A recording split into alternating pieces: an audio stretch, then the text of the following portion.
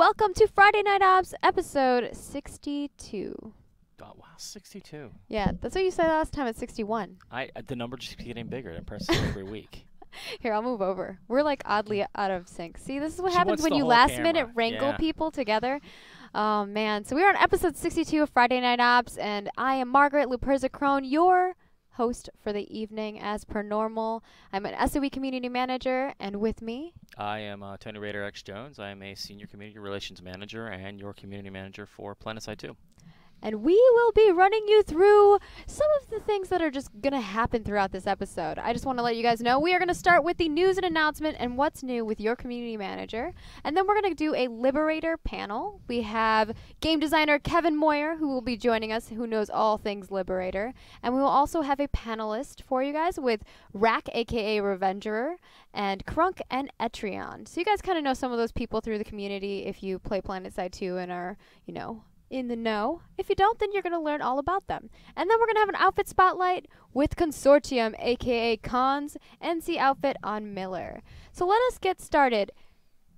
Tony, what is new in PlanetSide 2? What has happened throughout the week, and what can we look forward to? Well, a lot happened this week. We had some updates, and then we had some hot fixes. And then we had another hot fix. I heard you guys had quite a exciting day. It was a little bumpy this week, and we really do appreciate everybody's patience. You know, we don't like bugs. We don't like having to make extra hot fixes. We certainly are not going to try. Wait, you're saying that you don't like purposely do that? We do not try and ruin the EU primetime. I promise. Yeah, it was we had the Liberator update this week, so there were a lot more Liberators in the sky. Brand new weapons, a lot of changes. New weapons for pilots, tail gunners, belly gunners, all kinds of gunners. All the guns for all the peoples.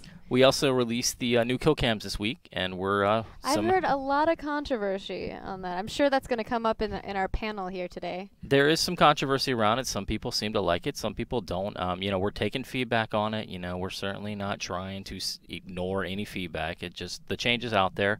We're going to run with it a couple of weeks and see what happens. And the team's watching all that feedback. I assure you, I saw Higby talking about it this morning, so I know they're listening to it. Yeah, and this is something that we had talked about, and it was internally we were all trying to figure out whether we wanted to launch with that or not.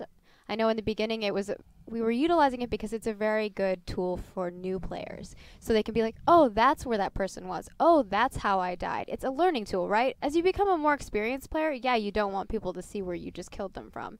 So I can see that from both perspectives. Sure, and I think ultimately, I mean, originally the way it was implemented, it was pretty much universally disliked. Yeah. And Dev kind of made some changes and tweaked it a little bit. You know, we want to find that middle ground between letting the veteran players know a little bit of information and giving new players a sense of, more comfort, to have an idea what's going on. No one likes getting shot and just looking in circles and having no idea what just happened to you. You got to be able to learn from your mistakes, right? Sure. Oh, maybe I shouldn't have been standing there. Maybe this was not a good idea.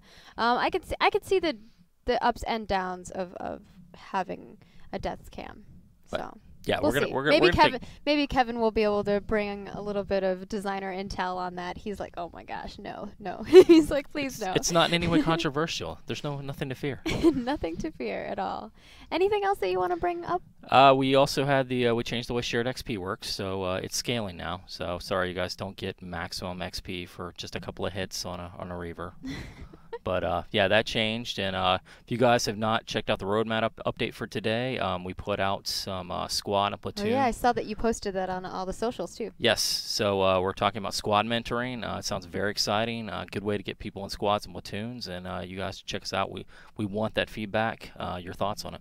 Yeah, so keep sending us feedback. I mean, that's something that we've been continually hitting on the point. I think that we can never say that enough, is just keep letting us know what you guys think about all the systems that we have in game or the new items that we add, everything. Yeah. All the things. Let us know all the things.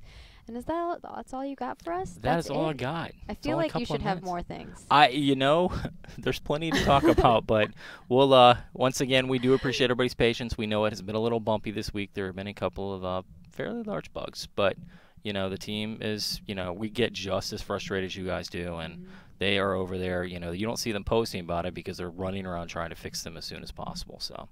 Yeah, and we're doing the same thing as community managers. I think a lot of people think that we're just like supposed to sit there and respond to you all day, and it's like, no, we're like conducting reports and sending it over to dev and being like, here's all the things that they're saying, here are the issues that they're having, here's what QAs, like we're like relaying a lot of information back and forth from dev to you guys. So just keep sending us your feedback and we'll keep that's what you're doing. I'm sitting behind the producer going, why is this happening?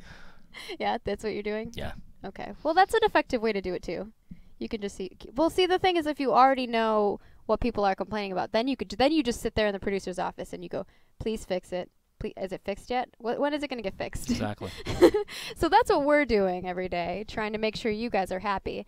But we have a new thing that I want to bring up. It is going to be what we're calling the PlanetSide 2 Olympics. So you guys can actually, each week when I put up the episode and I'm like, hey, ask your questions, you guys can leave us some stats that you'd like to see. But this week, I grabbed some of my own. So here are the top 5. Here are the top 5 people in the PlanetSide 2 Olympics for this week. Galahad, you got the most team kills with main battle tanks, so good job you, or not. Now everyone knows who to avoid. He's VS on Connery, by the way. Let us see. And that was 119 team kills. What is going on, man? And we have Corked, who has the most unique players revived. So, wow, that's a guy you want on your team all the time. He's VS on Matherson with 1,455 unique revives. Holy smokes. Yeah, he's like the medic of all time. Keep him around. There should be like Someone a title. doesn't have him already, put him in your outfit, steal him, make him yours. The longest kill streak goes to Drunken Donuts, VS on Watterson with 271. And we have TR series, finally a TR and not a VS. Cyriles with 2,030. Most players spawned from one Sunderer. Nice. So he knows right where, or she knows right where to put those Sunderers Found a good at. spot, yeah. Yeah, so keep doing that. That's good. And finally, we have Death's Welcome with 521. Most AP mines deployed. And that is VS on Connery. So thank you guys so much for being there in the game, doing all kinds of things, and you guys will find out what's up next week on the PS2 Olympics. And without further ado, we're going to bring on Kevin Moyer, game designer, and he's going to hang out with us and do a panel all about Liberator. So if you have Liberator questions, prepare them, and also chat with us while we talk about things. We'll be right back.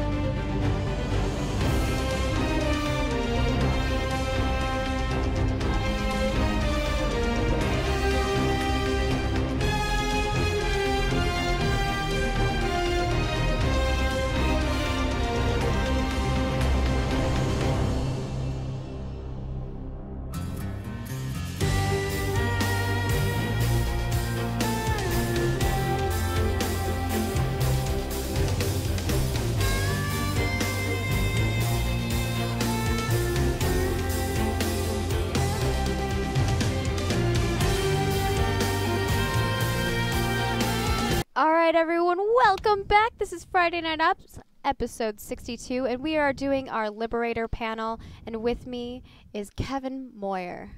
How you doing, Kevin? Doing all right. Why don't you introduce people to who you are and what you do on the team in case they haven't seen you on previous FNOs or any other casts? Mostly I do vehicle combat related stuff, so tuning weapons and all that fun stuff. So this week has been kind of epic for you. Yeah, it's been a busy one for me. A busy one for you. All right, I want to introduce our panelists that are going to be joining us today quickly. Why don't you guys each introduce yourselves? We'll start with Crunk. Hey, how's it going? My name's Crunk. I'm a pilot with DA, and glad to be here. And Aetrion. I'm Aetrion, and you all know me, and if you don't, you'll get to know me. It's great. What do you primarily do in PlanetSide 2? Complain about stuff. And, well... I meant as in game. Are you a Liberator pilot, or what do you do in game? Yes. I really do enjoy the Liberator. That's been my main vehicle for most of the time I've been playing. Been kind of trying to switch over to the Galaxy, just because it's got a little more hit points. I like the sturdiness. Just of a it. little bit. Yeah, it fits my megalomania. I just wish I could put bigger guns on it. All right, and Rack, why don't you introduce us to who you are and what you do in PlanetSide 2? I'm Rack. I lead Jar on Matherson, and I fly a lot. Yes. And I just want to say I finally saw Crunk's Skype picture, and it's hilarious. So thanks for that, Crunk. Oh, the one that was previously up there? No, the one that's up there now. Oh, okay. All right, let's start off with the panel then. I'm just going to look over these show notes really quick that you guys have. And who had the first question? You guys I didn't did. list them. All right, Crunk, go ahead. All right, so my first question is, what is the ideal state of the Liberator, and what were these changes intended to achieve? Well, the ideal state is that it's fun and for everyone involved with the Liberator. Why don't you move this way a little bit? So you're in the scene. People got to get you in the scene. There you go. Yeah, so the main point of this update was not to create this ideal blissful state, which is almost impossible to achieve. It's mostly was to try to find some of the less fun aspects of the Liberator and make them more fun. Like the tail gun doesn't get used enough, so wanted to try to make that more fun by opening up the angles. Same with a lot of the hard-hitting damage, a lot of the spiky damage. That seems to be one of the big things is sometimes you're flying wrong and you just take tons of damage from a tank round. So we just tried to just smoothen out areas like that and introduce a few new fun weapons. Hopefully fun. All right. Did you guys have anything to add on to that topic? Not really. Let's keep rolling here. All right. Next question then. This was one of my ideas, just to get first impressions from all the panelists. So myself, I think a lot of it's fun, but I was kind of hoping for more. Particularly, I was hoping for a dumb drop bomb, more in the style of the PlanetSide 1 Liberator, where you could get in, do quick damage, and get out, and not do ridiculous stuff like shoot down aircraft.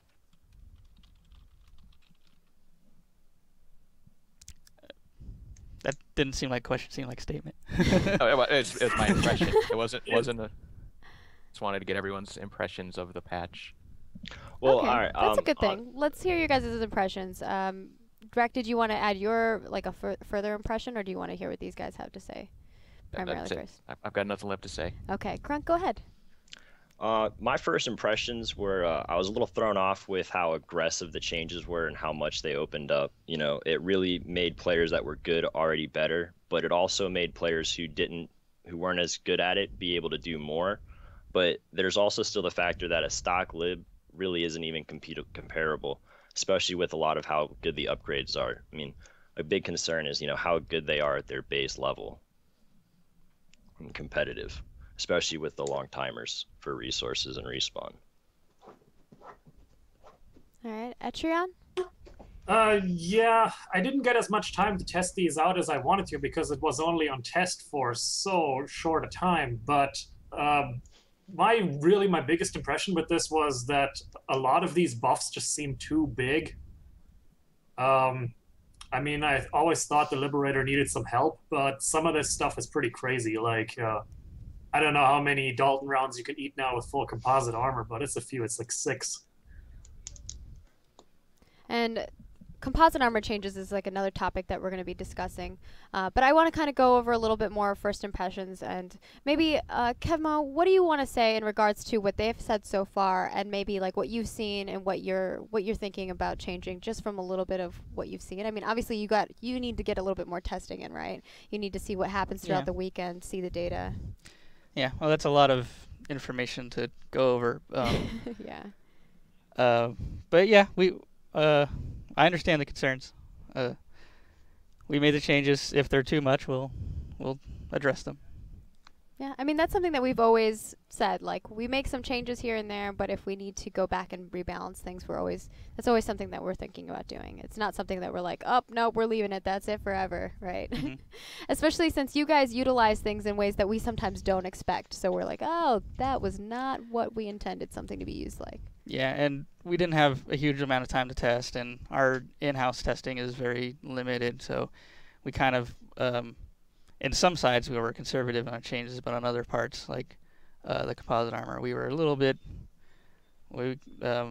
hard for us to gauge exactly where they needed to go. So, but we wanted to make sure that people tried them out and used them, and so that's why we made those changes there. How are you feeling about the current changes? Are you feeling like like you already kind of mentioned the composite armor and how maybe that was a little bit more of a drastic change, but you still want to see how that plays out? Yeah. What are you guys thinking on your side so far? I think we're ultimately most things are moving in the right directions, whether it's been too much or too little. I think it's a net positive, and we just need to Keep progressing. Yeah, keep progressing. Where the problems are, just smooth it out and keep on going. All right. Did you guys have anything else that you wanted to add onto your first impressions or responses to what Kevmo had to say? No? We're ready to move on? So composite armor was the next thing that we had on the list, and Aetrion kind of already started bringing that up, and I don't know if you want to go further upon that topic or if you want to throw it over to somebody else. Yeah, we actually have it in here twice, I think. Yeah. Yeah. More or less.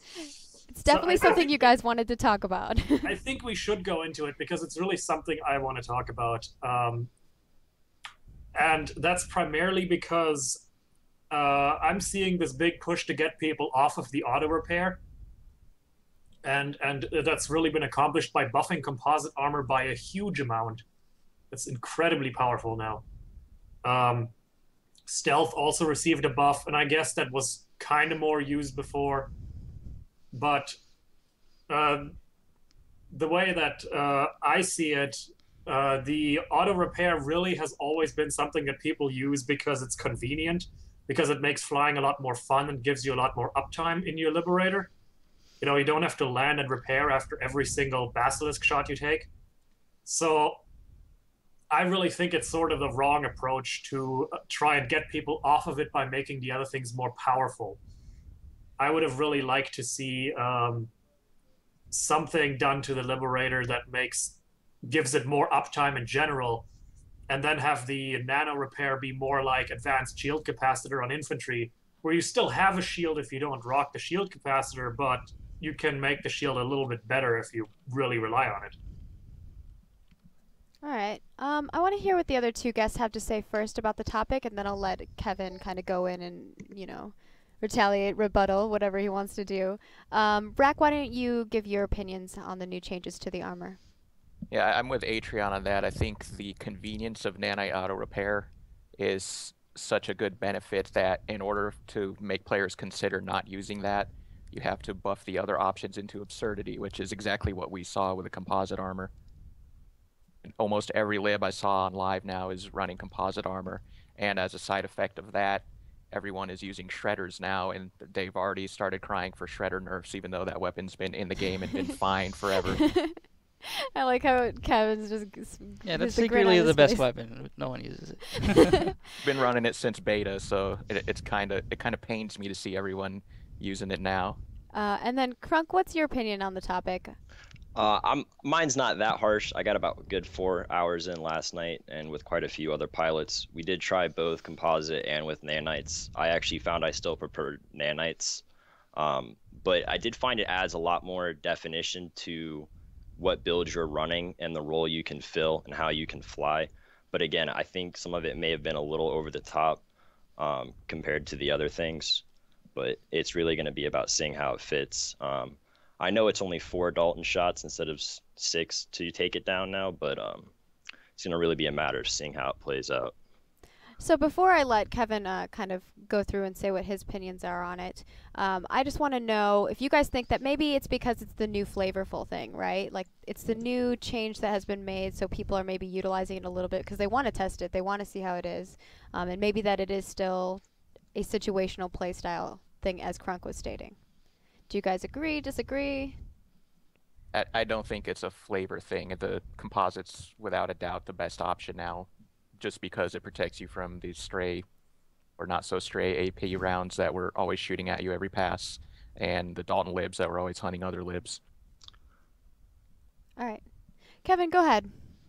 What's your take on this as a designer? What was the change? What was the reasoning behind the change as well? I kind of covered the reasoning Yeah. a little bit earlier. It was just to remove some of the spiky damage, and pretty much everyone was running nano auto repair. And yeah, it is convenient. And is it justifiable in that slot competing with the other stuff? That's possibly a different debate. But for the moment, it was just make it more attractive option and remove some of the spiking damage and give players an option if they if tanks are the thing that are really shooting their Liberator down. It gives you an answer to that.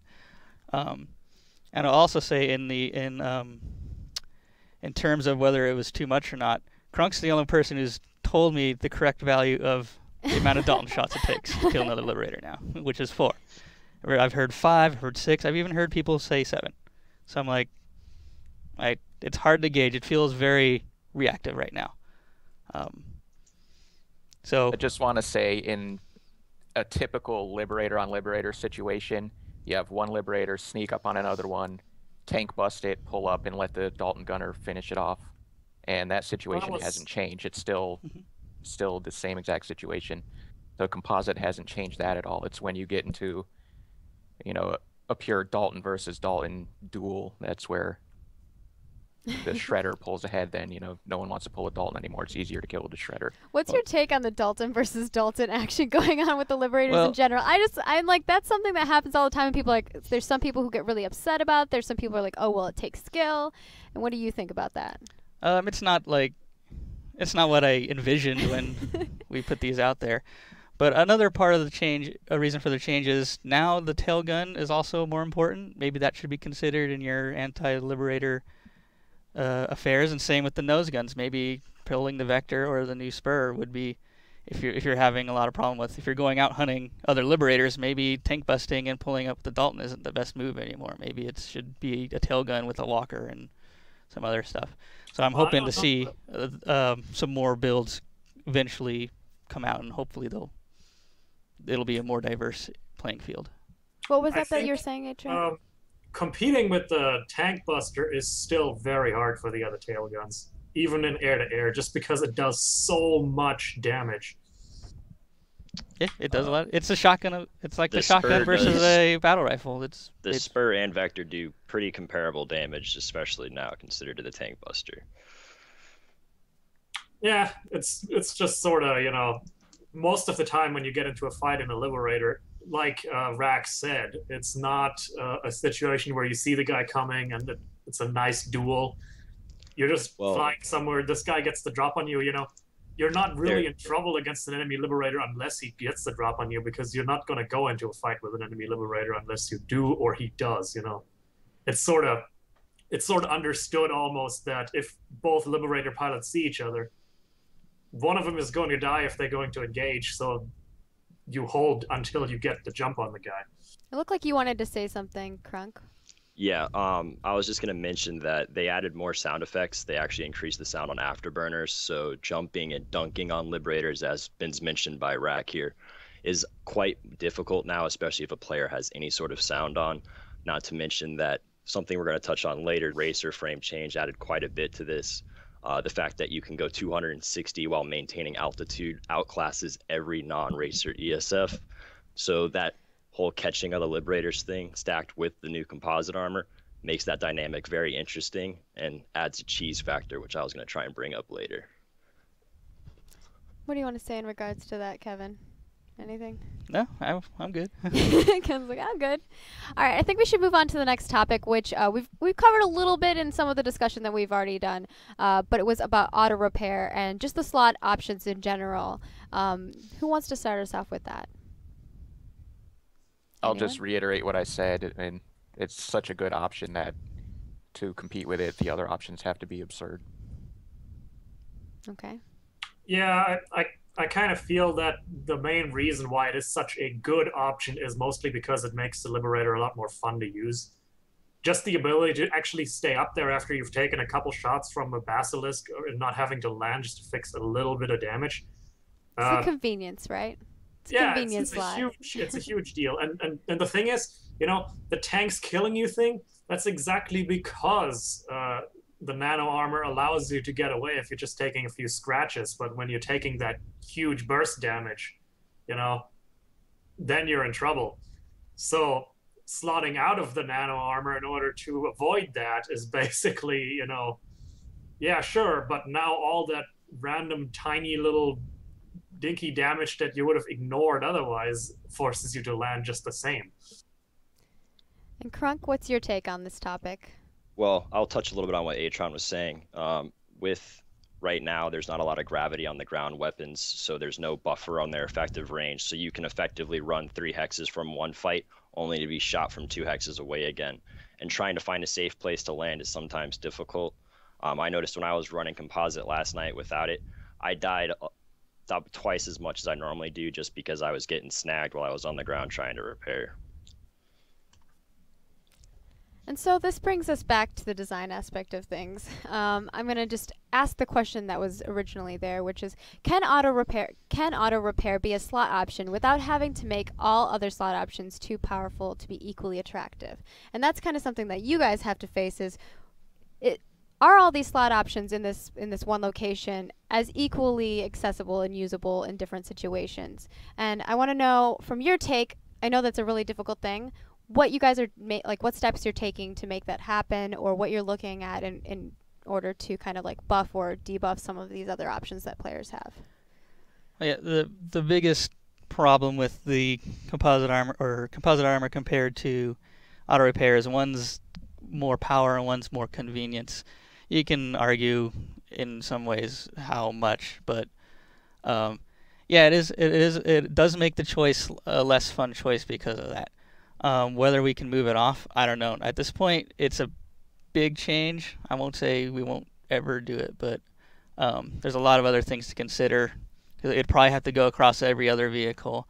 We'd have to make sure there's still enough slots in each vehicle, etc. And we've also been trying to think of other ways to heal while in the air, some other ways to repair. We haven't found anything that sounds like a silver bullet yet, but yeah, it's understood that it does suck to have to land and repair all the time, and that's what composite armor, or auto repair really helps, and it's more of a fun factor, convenience factor in that sense, and not a straight power upgrade, unless you get into a huge fight where you manage to not take damage for 8 seconds and get the few ticks off. Yeah, that's true. Bringing up that fact as well. Do you guys have anything else to add on to that before we move on to the next topic? You guys are good? No. I can't see Crunk's face. All I got is this still No, photo. I'm good. The only thing I would say is that, you know, on that note of the 8-second things, is now that not everyone's using Daltons, it makes having composite a little more risky because you do have that constant damage. All right. Our next topic is going to be racer airframe changes. And I'll let Crunk start that off since he's right there on the big screen. All right. As I already mentioned, the big concern is exactly how fast you now go, especially compared to a stock lib or another stock ESF. You know, you combine that with a tank buster and composite armor, and now you're literally outrunning everything that's not running racer frame. There's a lot of potential there, and I kind of think it was overstepped quite a bit, and I was curious as to what justified bumping it up that much. No, it wasn't. It was more just trying to give it a competitive edge, or not edge. That's not the right way to say it, but it was the least favored chassis, so we just wanted to buff it. And even if it wasn't a substantial buff, we wanted it to at least maybe a neutral or something. But if the changes are too much, they're too much. I don't know. It's hard to quantify exactly how much speed is enough to make that buff and fun and stuff.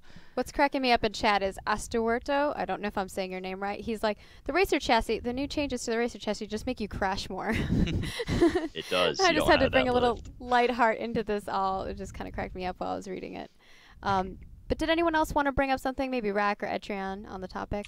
Well, I don't know. It always seemed to me like the reason why Racer was not at all favored was simply because if you had high G slot and you put the nose down, you could go just as fast. So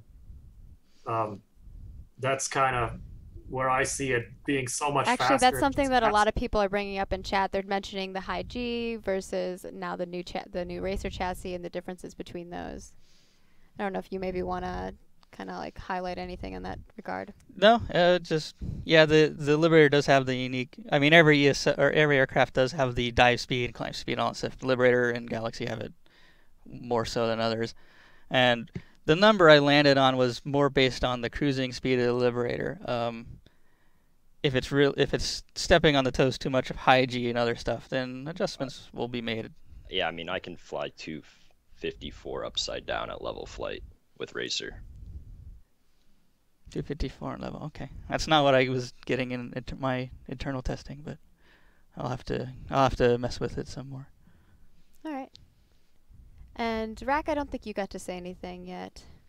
I actually didn't use the Racer frame, but I was victim to. Well, then Racer forget Liberators. about you. No, I'm just no, kidding. from the other perspective here, being hunted down by a Racer Lib, you have to dodge his shots, and they'll be right on top of you the entire time. So you're forced into a situation where you have to fight back at close range, which I like those kind of fights, but not everyone enjoys that.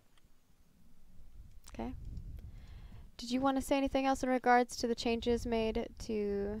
No. No? And did you guys have anything else you wanted to add before we move on to the next topic? No? We're good? Oh, Aetrion? Of course you'd be the one. Just messing. I was just gonna say, I think it's worth watching. I don't know. In general, it always seemed to me like the airframes are a bit of something that really needs some fundamental changes.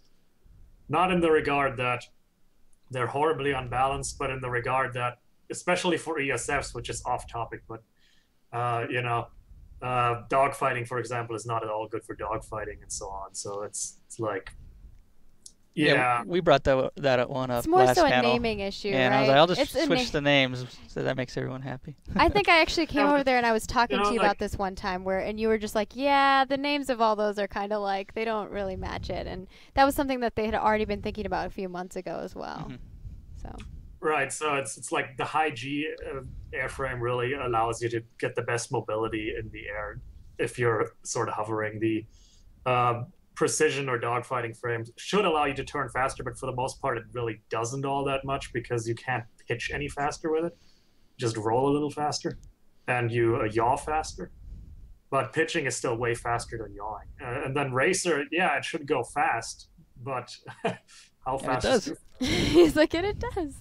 All right, I want to move on to the next topic because we still have like about 3 or 4 topics and we have not very much time to cover them all. So I would like to move forward. The next thing that we talked about is Afterburner changes, and that's what we wanted to discuss. We kind of brought that up in a few discussions here, but I want to just address it right now. Maybe you want to go over like what changes were made, and then we'll let these guys go ahead and toss their opinions out there.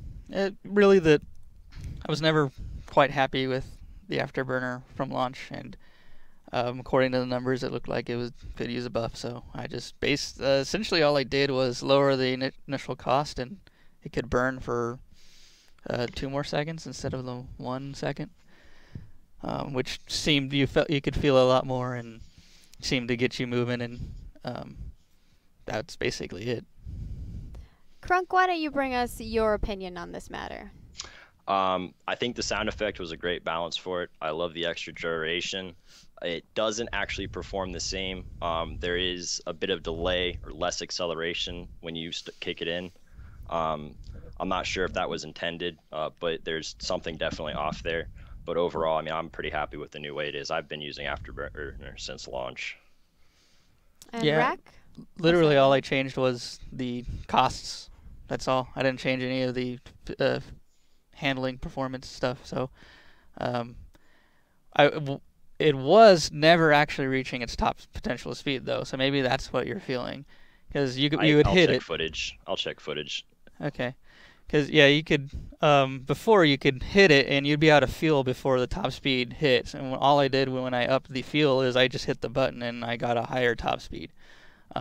So I could see that maybe being the issue. I'm hoping that's the issue, because yeah, I didn't change any of the other properties.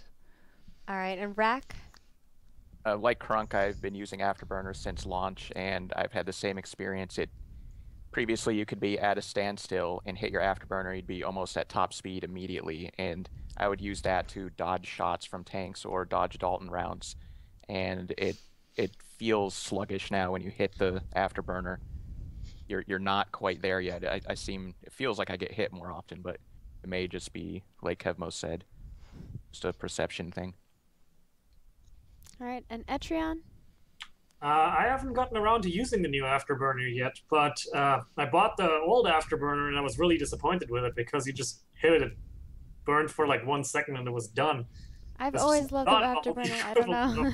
Afterburner, so I'm gonna have to give it a try. That sounds good. I don't know. I personally am always an Afterburner user. I just like there's so many situations where you can get in or into a fight or maneuver out of a situation to get behind somebody or above somebody or to get away, right? Like I just find so many usages for Afterburner in my personal play style. Let's move on to the next topic, which I know like before we even started talking about the Liberator update, people were already just spamming in chat about this. The new weapons. D75 Duster, the L24R, I think it's funny, it's L2. Spur, and the Hyena. So kind of run us through each of these weapons, what you intended them to be used for, and we'll kind of let these guys each give their opinions. Okay, well, for the Duster, I mean, the challenge with the belly guns was that the Dalton and Shredder as well were just really good. There's not much you can do to improve upon that without just making them obliterate everything. I think we're already at the cap of how fast those things can kill a tank. So, and we don't want anything to go much faster than that without some sort of major downside. And since you're also limited to what the pilot's doing, all you can really do there is point and aim and click. So there's not a lot of extra gameplay we can gather from there either. It's not like we can do something where it's like you charge up and it slows it down or something like that. So limits our options. So we're trying to think of something that would make the play style be a little bit different, maybe look a little cooler, and that's just really where it came from. We just wanted something that could just carpet bomb. Maybe it's better used on the move. Maybe it's better for. It's not as it's like the Zephyr, but can be used in other ways. And really, it's just a side grade. Nothing. It's very hard to make something competitive with the Dalton and Shredder. So and that's something that we're always trying to work around. Is like you have like this cap and the min, right, for each of these types of weapons, and you have to find like these middle ways for different play styles, and that's something on the infantry side versus the vehicle side. We're always having that issue, and as we add more weapons, it's like, well, now what do we do in order to provide more play styles and, you know, try to make weapons that are more unique without making them overpowered, which is something that we're always consistently. And also within the time constraints. Yeah. We could probably dream you guys are doing like weekly updates now, yeah, so it's just we don't get mass. a whole lot of development time for each thing, so yeah. We just need to roll with what we have. We did start working on the TV missile, and that's when we hit a huge code issue, and we're like, there's no way it's going to make it, so that's one reason we had to drop that. Is that something that players are still going to see down the road, but maybe after it gets a little bit more code support, or? I don't know if it will. We'll see. I mean, it'll be very hard to make a weapon like that competitive. It's almost just for the fun, just to have something slightly different. Maybe in some awkward scenarios it could be useful, but having a guy just sit there like pointing a missile at a thing, like when you could just be hitting it with a Dalton and killing it in 6 seconds anyway. All right. It was hard there. Well, Aetrion, go ahead, toss your opinion out on these weapons, and then we'll move on to the next. All right. Duster, really good weapon. Here, I'll just show it to people that it's not a neck beard at all. The neck is clearly distinct from it. People in chat are saying, because he was like, they wanted to see his beard. I was wondering why you were going like this. I was like, why is he showing off his neck? All right, go ahead. All right, so the Duster, I love that thing just from the sound it makes and how it plays out. It genuinely does feel like you're carpet bombing an area. So that's sorry, the chat is cracking me up. So you gotta close the chat, Aetrion. So I really liked that just in terms of how it feels, and that's sort of I really like weapons that just have this kind of cool about them, that just feel cool. Whether or not it's really competitive or good, I don't know. I probably won't end up using it just because it seems like it's another infantry mass murdering weapon, which I tend to avoid generally. The Spur, that's an interesting one. I really like the general idea of it, but on the other hand, it feels really awkward to use for me because you have no control over your aircraft when you're using it. So, you can move it around and all, and it's really good, but then you can't move your aircraft at the same time. And playing some games like Strike Vector or whatever, where you can actually aim your guns and fly your aircraft at the same time, I would have liked that kind of control much better for a movable front gun. As far as the Hyena is concerned, haven't really gotten to try it out against an ESF yet. Tail gunning is kind of hard to get in on unless you're really asking someone to do it. So it's only been on test for like 1 day and then on live for 1 day, so I just haven't gotten around to it. All right, and Crunk? The Duster, I feel like its accuracy could be a little tighter. I tried using it a little bit and couldn't really get a feel for it unless I was almost sitting on top of my targets. But it's still pretty neat. The Spur is an interesting weapon. There's actually tricky ways to do your key binding so you can still fly and aim it. But it does a ton of damage at 15 shots in ESF. And if you get more than 2 people up in the air using them together with like a walker and a shredder, it gets pretty obnoxious. You're not getting away from that, especially going 260. And Rack, what about you? Oh, the Duster, I tried and tried all day yesterday to find a situation where I would prefer that over even the Zephyr or any of the other belly gun options, and I couldn't find one. I just, like Crunk said, it needs a tighter cone of fire to be something I would actually want to pull. The Spur, it has one of the most badass sound effects in the game. I love it. And we flew around with a Spur nose gun, Shredder belly gun, and Walker tail gun, and we were able to position ourselves so all 3 guns could hit the same target, and it's amazing. I actually really, really think it's a good addition. People in chat were saying it's the professional screen shaker. And the Hyena? The Hyena, I actually spent a couple hours just before this tail gunning, and I was worried it would be overpowered, but I think it's in a good place. You can lead targets at long range. It really takes a lot of skill. And it's not like the Coyote. Everyone was worried it would be a Coyote on the end of a Liberator that would just obliterate everything in the air, but it's really fun to use. It rewards skill. I think it's actually in a good spot. All right. And what's your opinion on their feedback? Got anything that you're going to work on or change based on that, or maybe look at? Oh, well, definitely like hearing the cone of fire suggestions for the Duster, because really we kind of just had to pick I kind of just picked a value at X meters and how much it could spray, and was trying to, based on the data of the other guns, try to come up with a nice size area that it could dust, and at a what would feel like a good range. And maybe I'm a little too, I don't know if I'm higher or lower, but math doesn't work in my head sometimes. I need my spreadsheet. So yeah, that might be something that you after want to look at. we'll let it shake out for a little bit, but that might be the part we buff if we need to buff it. Cool. All right, I guess we'll move on to our next topic here, which was updates to the existing weapons, the Dalton, the Vector, the Walker, the Dead Zone improvements. I'm going to let you guys just kind of go over them. Rack, since you are on the main screen already, why don't you go ahead and run us through your opinions on this, and then we'll go through the next guys. Oh, the Dalton, really, it's more the composite that caused the change to the Dalton, so to speak, and I don't like it just because everyone's pulling shredders now. So I'm not a special snowflake anymore. The Walker is scary now. You don't want to be close to any vehicle using that. So I think that was a good change because the Walker felt like a tickle cannon before. Exactly, yeah.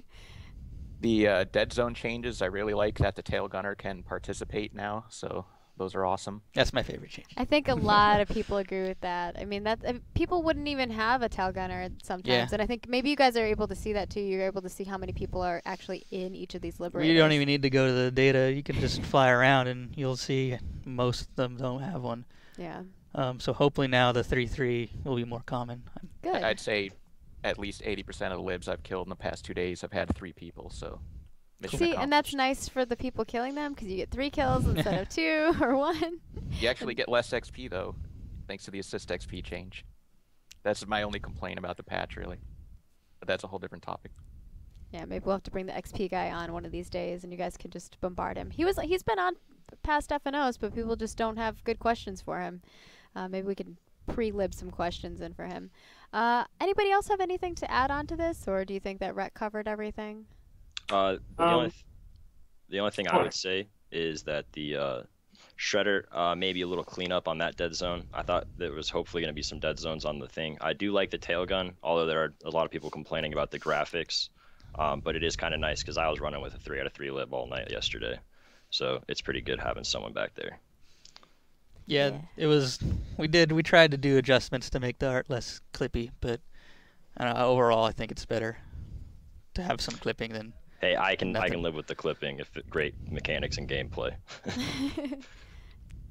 All right. And Aetrion, did you have something to add to that? I'm gonna have to say here, I can live with the clipping for good mechanics and gameplay, but I would have really, really liked it if the Liberator would have gotten a facelift. And this is not really a mechanics change, but I've always felt like the belly gun has been clipping through the hull a lot. Always done that because it clearly is supposed to point backwards, but it points straight down at this point, mechanically at least. And now the tail gun sort of does the same thing. So it's just like that one vehicle where half the guns are just, completely ignoring any kind of physics. It's not cool, man. Not cool. So, And I guess that's something that I should bring up to T-Ray, but I really like it when a game just does its best to look cool. It does the same like I said about the Duster. That weapon looks cool, it sounds cool, it has a cool effect. And that makes it so much more fun, When you compare it to something like Titanfall where, they don't need to have an animation where your guy gets picked up and put in the cockpit and all the little screens inside power up or whatever, but they added it just because it's awesome. And that's the kind of thing that I think really sort of takes that immersion factor over the top. And when I see a gun just completely clipping through the hull, that's the exact opposite. That just rips me right out of the experience, and I go, well, this is a game. all right. And I mean, you guys know that issue already, and Yeah. It's not as easy to solve as one might think, but if I had the time, I would love to do all that stuff, but we just got to pick our battles, really. Yeah, I understand that. All right, so I want to run through one more thing. I know we only have about 4 minutes, so each of you are going to have about, less than a minute to pop your answers in here. But new player accessibility, promoting new player-friendly air environments, is or should this be a factor in every change that the development team is making? And I kind of want you guys to each bring your opinions on this, and then I'll let Kevmo finalize it, and then I'll let everybody say where you guys can be found at, and Kevmo can kind of give you guys like a better idea of where you guys can provide him feedback, and then we'll end it for this session of our discussion panel. So go ahead, Aetrion, give us your opinion on new player accessibility, and remember, got to keep it short, got to be less than a minute. All right. My biggest thing with new player accessibility when it comes to the air game is still the fact that I think the controls are difficult. They can be learned, yes, but they are above and beyond more difficult than anything else in the game. And air is still very much an all or nothing affair. The Liberator was never technically weak as long as you knew how to pick your targets. You could go in and dominate the hell out of someone. It's just that if you went into any battle that was bigger than what it could handle, you'd get destroyed. So that's still the same thing. And I think between those two skills, the awareness of what you can take on without dying and just flat out controlling aircraft, I think there really has not yet been a big change that really made it more accessible. And let's move on to Krunk. Your opinion on this topic? I'll make it brief. We obviously have the resource revamp coming. I think that'll be a big hurdle. And I know they talked about changing the cooldowns, but I think having players being able to actually consistently fly and get that time in will be huge. The dead zone changes helped a lot more players become effective. But one thing that was questionable is again, stock libs compared to how good some of these upgrades are now when they're maxed out. It's just not really competitive. And Rack? I always want new players up in the air and flying, but at the same time, I think balance changes should be made around what the best players are doing and how the best players perform, because anything you change around the worst players is going to be overpowered in the hands of the best players. And we've seen that in the past in PlanetSide, and it's never fun. And Kevmo, what's your final take on this? What things are you guys thinking about when it comes to new players? Hadn't thought about this in a while. Yeah, we can. The mentioning of the stock Liberator versus a fully upgraded Liberator, that's always something we can do a pass on and see. Maybe stock needs to be better, or maybe the top end needs to be a little worse. I'm not sure how much we can gain from that for the new, as far as the new player is concerned. And yeah, we definitely don't want to make every change based on that, because I mean, we do want to do some things. Like, I think a good example is the spur. Like, although it might be hard for a newer player to get it right away, but it's a very different style. If you're not as active at the controls of a Liberator, you can still use that and just try to set up good strafing runs where you can aim and just let your bomber go to town. And that's one of the big reasons we did that gun too, is just, even if it isn't as competitive, although it sounds like it is pretty competitive, it's definitely just a new playstyle, and new playstyles also are other avenues for new players to try to jump in and see what they can do. Yeah. We want you guys to be in the air. I mean, and you guys are always welcome to give us feedback and let us know what would help you as a new player. I know that we've consistently been getting more feedback from you guys, and we're trying our best to make adjustments and changes. Maybe not based on your opinions specifically, but based on like looking at those opinions, seeing how they really are affecting people in game, and addressing that with actual real data. I just want to give you guys each a moment to let people know where to find you guys at. And I know if some of you guys do YouTube videos, some of you guys do streams, some of you guys are part of other, productions. So go ahead, Rex, since you're on the first screen, why don't you tell us where people can find you at? Okay, my YouTube channel is youtube.com/rackrackrackrack. My Twitch stream is twitch.tv/rackhabit, and on Twitter I'm at Revengerer. Awesome. And Crunk? Hey, I'm Crunk. I work with the Reachcast Community Clash team. If you guys aren't watching that, I'd advise checking it out for some competitive play. You can find me on Twitter at crunk_easy, and I'm a pilot with DA and QRY. And Aetrion? And I'm Aetrion, and I'm on Twitter at Aetrion. Simple enough. And finally, Kevin, where can people find you at, and what's the best way to give you feedback on vehicle changes? Forums are good. They'll usually get to me. Same with the Reddit forums. When things are on test, /bug is good for feedback as well. And there's my Twitter. I don't reply on it, but I do read it. All right. And thank you so much for joining us. We really appreciate it. I know this takes time out of your day, and you're trying to, you guys are dealing with craziness over there. And, thank you to the crew, Rack, Aetrion, and Crunk. I appreciate you guys coming out here and chatting with us, and, coming up with the topics that you guys think are really important in the community. And if you guys want to be a part of, please feel free to submit a... Here we go. Put the link right there. Submit a panel discussion for yourself, or if you have some people that you'd like, or just a topic that you'd like us to cover. You can go to our forum links. If you go to the forums and go to What is this Friday Night Apps You Speak Of thread, it has all the submission forms in there, even if it's not a panel that you want to be part of and you just want to be part of this show. And we will return shortly. We're going to take a little break, and we'll be joining Consortium on Miller, which is an NC outfit, and it's going to be fantastic and lots of fun. So please tune in, and we'll be right back.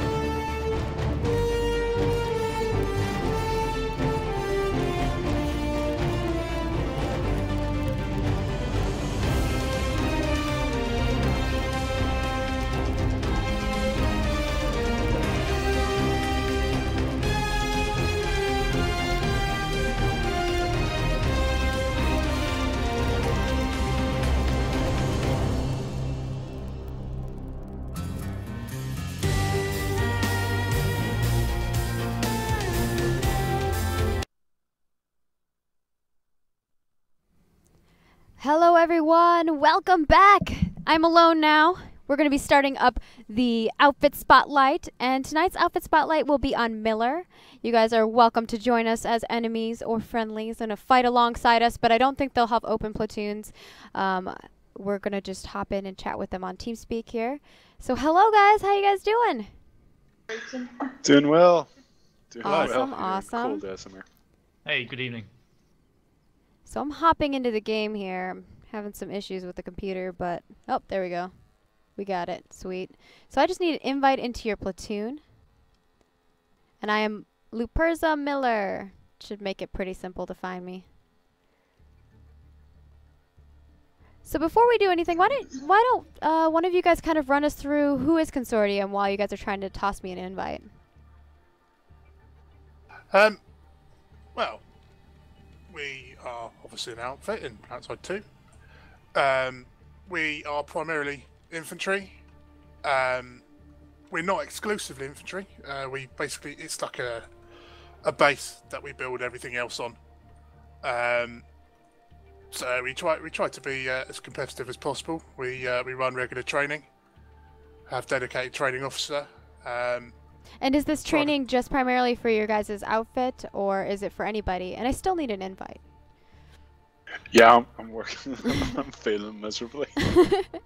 Right. It's obviously for Consortium. So Red Point's the guy that takes care of it. We do take part in a lot of public pickup scrims, that sort of thing. We're gearing up for PAL or PAL. Yep. Yeah, we're just. I mean, I'm going to call foul in that name. Luperza. Is it Luperza Miller? Did you say? Luperza Miller. Luperzamiller. Correct. Could not find Luperza Miller to the squad. Try now. It might be because I was hidden. Because they are an enemy. You didn't log on the NC. Oh, ha. You know what? Magic. Watch this. Now I'm NC. That was close. I was about to mock Baptist for not being able to type then. Yeah, I was. The beauty of being a dev, I have dev hacks. I can change any faction I want. Welcome to the squad. Awesome. If you would like to move to Esamir, Luperza. Oh, okay. Yeah, I can switch to Esamir quick. And if you can remember the last time you did Friday Night Ops with us, we were lined up at the warp gate. Oh, is that happening again? Something similar. It's a bit more fancier this time. Oh, we're stepping it up a notch. I know some people were concerned. They were like, why are they getting a spotlight again? I contacted a couple other NC outfits. I really wanted to concentrate on an NC outfit. I did a TR outfit the last time. I had a VS outfit on the time before. So I feel like it was the NC's turn, you know? And I am trying to swap up servers. And, you know, we haven't had a Miller one in a while. And these guys were the first to contact me back. I did have a couple other NC outfits that did contact me, but they were a little late. I gotta have some prep time, peeps. Also, the bribes help. Yeah, the bribes do help. Oh, I crashed. Oh, no comment. Beautiful. I like that. No comment. Well, they tell the guys they hold in their giant pyramid formation. We're just. Replace the Miller hamster. Well, the problem is that with the slash commands that I have, sometimes it just crashes me. Yeah, we have similar issues when sometimes when we use our guns. Or Nice. We'll be back in the game in no time. Have no fear. So yeah, that's essentially what Consortium's about. Infantry game with sort of air support and tanks and whatever is needed. Rocking out to the NC music as you jump in. You never get what? Miller. Go ahead, Hugh. No, the awesome thing about Miller is that you actually, for us as an outfit, we have the chance to run as infantry. Because there's a lot of outfits that like to run air or vehicles. And there are regular combined operations, as we like to call them. Yeah, we have to give props out to an outfit called Wasp, who I know those combined guys. ops with us. Oh man, Yeah. look at this. I love it. Wow, you guys are super organized. This is this is awesome. All right, let's go. Let's give a close up on each one of these groups. So, are you guys primarily going to be all about Gals infantry play? What's the deal here? Yeah. Give us the 411. What's the history of cons? Were you guys in the original PlanetSide? I know we kind of talked about this a little bit last time we had an interview with you, but for new people who are just coming in, who are maybe considering joining you guys, what's the deal? Well, I played PS1, played it for pretty much 9 years. Came from there, wanted to play PS2. Hooked up with a guy named Karma, who basically set up the outfit. This was in early beta. Ended up clearing a room with him. And then that was it, really. Yeah, Nice. I mean, from there. Oh man, I'm just looking at all the people. Sorry, I'm a little distracted right now. Just a smidge distracted. Yeah, I mean, back in those days, it was obviously the game was fresh. There was a lot of people in there. We were running a couple of platoons quite regularly. Since then, the game's obviously changed quite a lot. Oh yeah. Like I say, we tried to focus a lot on training now, so we could be more effective with less people. I mean, we still run Less 3-4 people. squads. I think you got how many squads do you got going on here? Yeah, well, the guys are all excited. It's Friday night off, so we got a lot of guys on. But ordinarily, okay. we'd have during our ops times, we'd have about 2.5, 3 squads at most during our ops. But there was a time when Consortium was pulling 7, 8 squads Nice. continuously. Yeah, we've noticed in the last month numbers going up. So where we used to have 2 squads, now we're getting 3, maybe 3.5, 4, and that's sort of reflecting more interest in the game. Is increasing along with our squad size and we hope that the new outfit. Oh yeah, the outfit outfit recruitment thing, stuff yeah, is gonna. I yeah. think that's gonna be fantastic. Yeah, it's going to be a huge benefit to have that in the game, with the application forms in game and getting everyone applying in game. I'm really looking. That's the feature that I've looked forward to the most out of everything. Hoss and all that can be pushed to one side. You're like, can I just have the outfit recruitment stuff, please? Thanks. Yeah. So it looks like you guys have the same camo that you're using on everything. Is this a Consortium? Like when you see Consortium, this is what they're rolling. That's it's our outfit uniform. Camo's not quite the right word because we tend to stand out a little bit on Indar. But I mean, when we're running outfit squads, we want to bring the fight. We don't want to be hiding, so we're quite happy being spotted. All right. So before we hop in and go play, I want to know. Are all of these squads split up in a specific way? Like maybe they have a certain loadout that they have to have, or they are sent in to do specific things, like one is a recon, one is scouting, or are you guys all kind of, here we are, come at us, we're going to take this? Well, that's interesting you ask that. In TeamSpeak, we have icons for different loadouts that the guys have. So if a guy has a Phoenix, for example, then he will have that symbol next to him in TeamSpeak. Same for anti-air and max and stuff. So squad leaders have organized the squads by symbols. So he quickly knows what his squad's capable of by looking at the squad composition on TeamSpeak. He goes, okay, my guys have 8 guys have got Phoenix, so I can use this squad as an artillery thing. Call everyone, get Phoenixes, and just artillery bombard vehicles. All right, before the stream snipers come and try to blow up all your stuff with friendly action, let's let you guys get into the fight.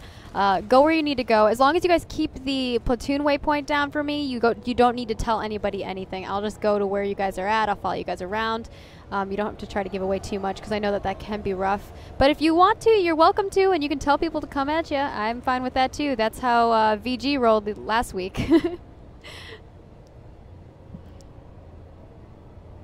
Roger, I'm telling the guys to go now. All right. Yeah, because what will happen is we have a separate platoon leader right now. Is Redpoint, he's pulling all the strings, so he will be placing the waypoints. All right. As a matter of fact, I cannot really see you on the mini-map or anything. Yep, I'm I'm not hidden. sure if that's supposed to be. Yeah, I'm observer, man. I'm a ninja. So yeah, it's going to be a surprise for us as well, a little bit.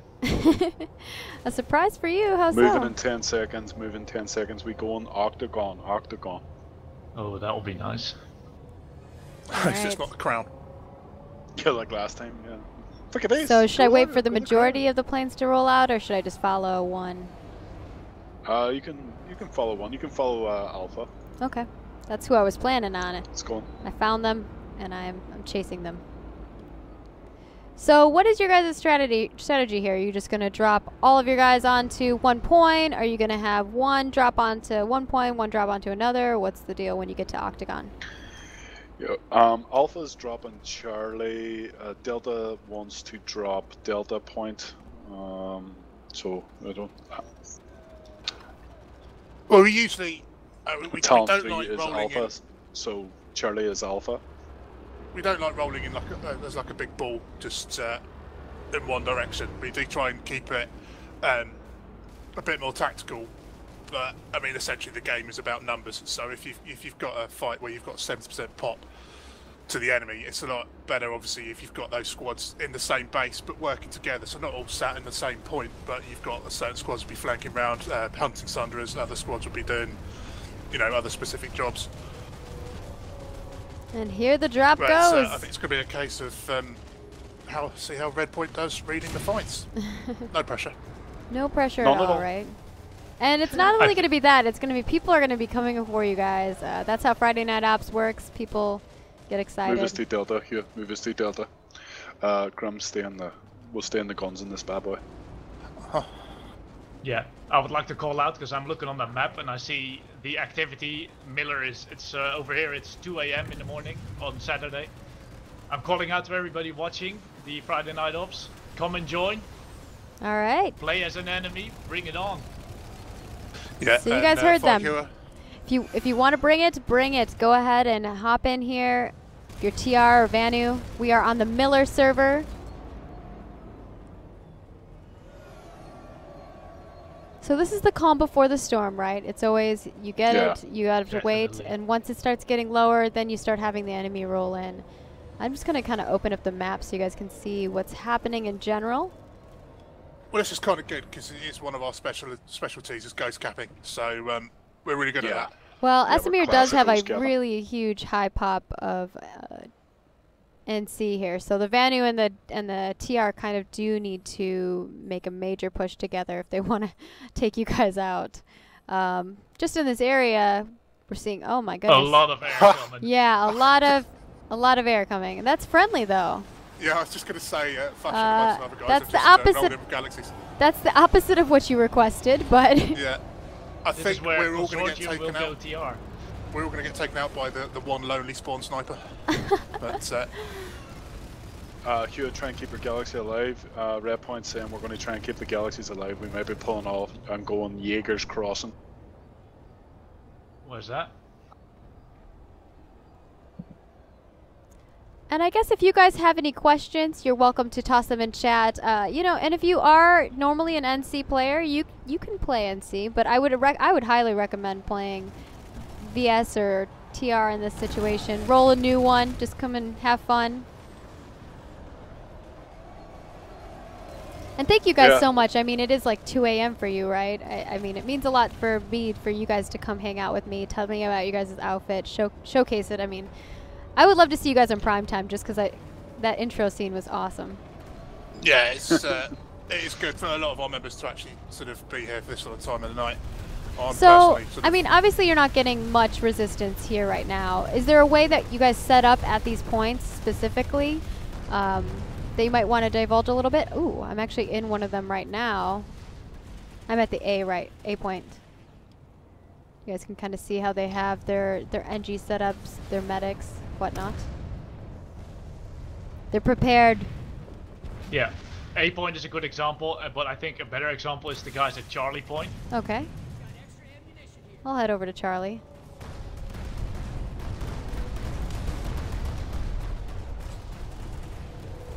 And here we are at Charlie. Charlie's in a very interesting building too because it does have lots of floors, lots of openings here and there. We're pulling out now. We're going Jaeger's Crossing.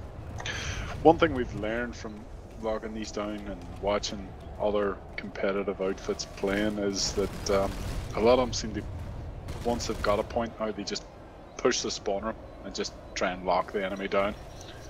Seems to be all about that, locking down the enemy before they can... I think it can be to some extent, right? You do want to lock down the points, but you also want to make sure that they're not spawning, or if they are spawning, that you can see where they're coming from so that they don't make a huge push on you.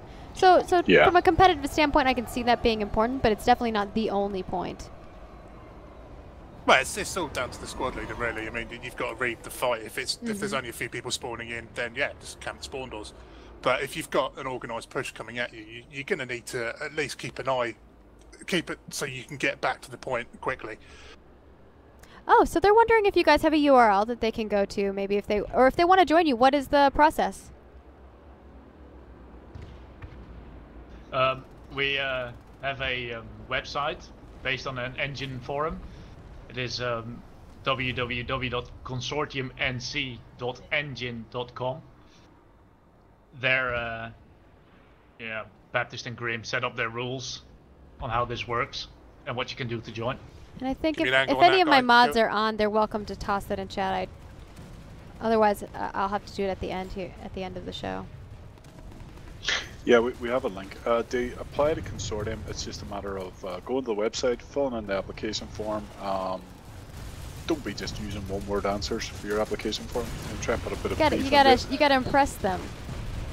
Yeah. Yeah, I mean, we're not, you're not applying for a job, but we just want to make sure that obviously people are going to be happy in the outfit, and we're going to be happy with people in the outfit.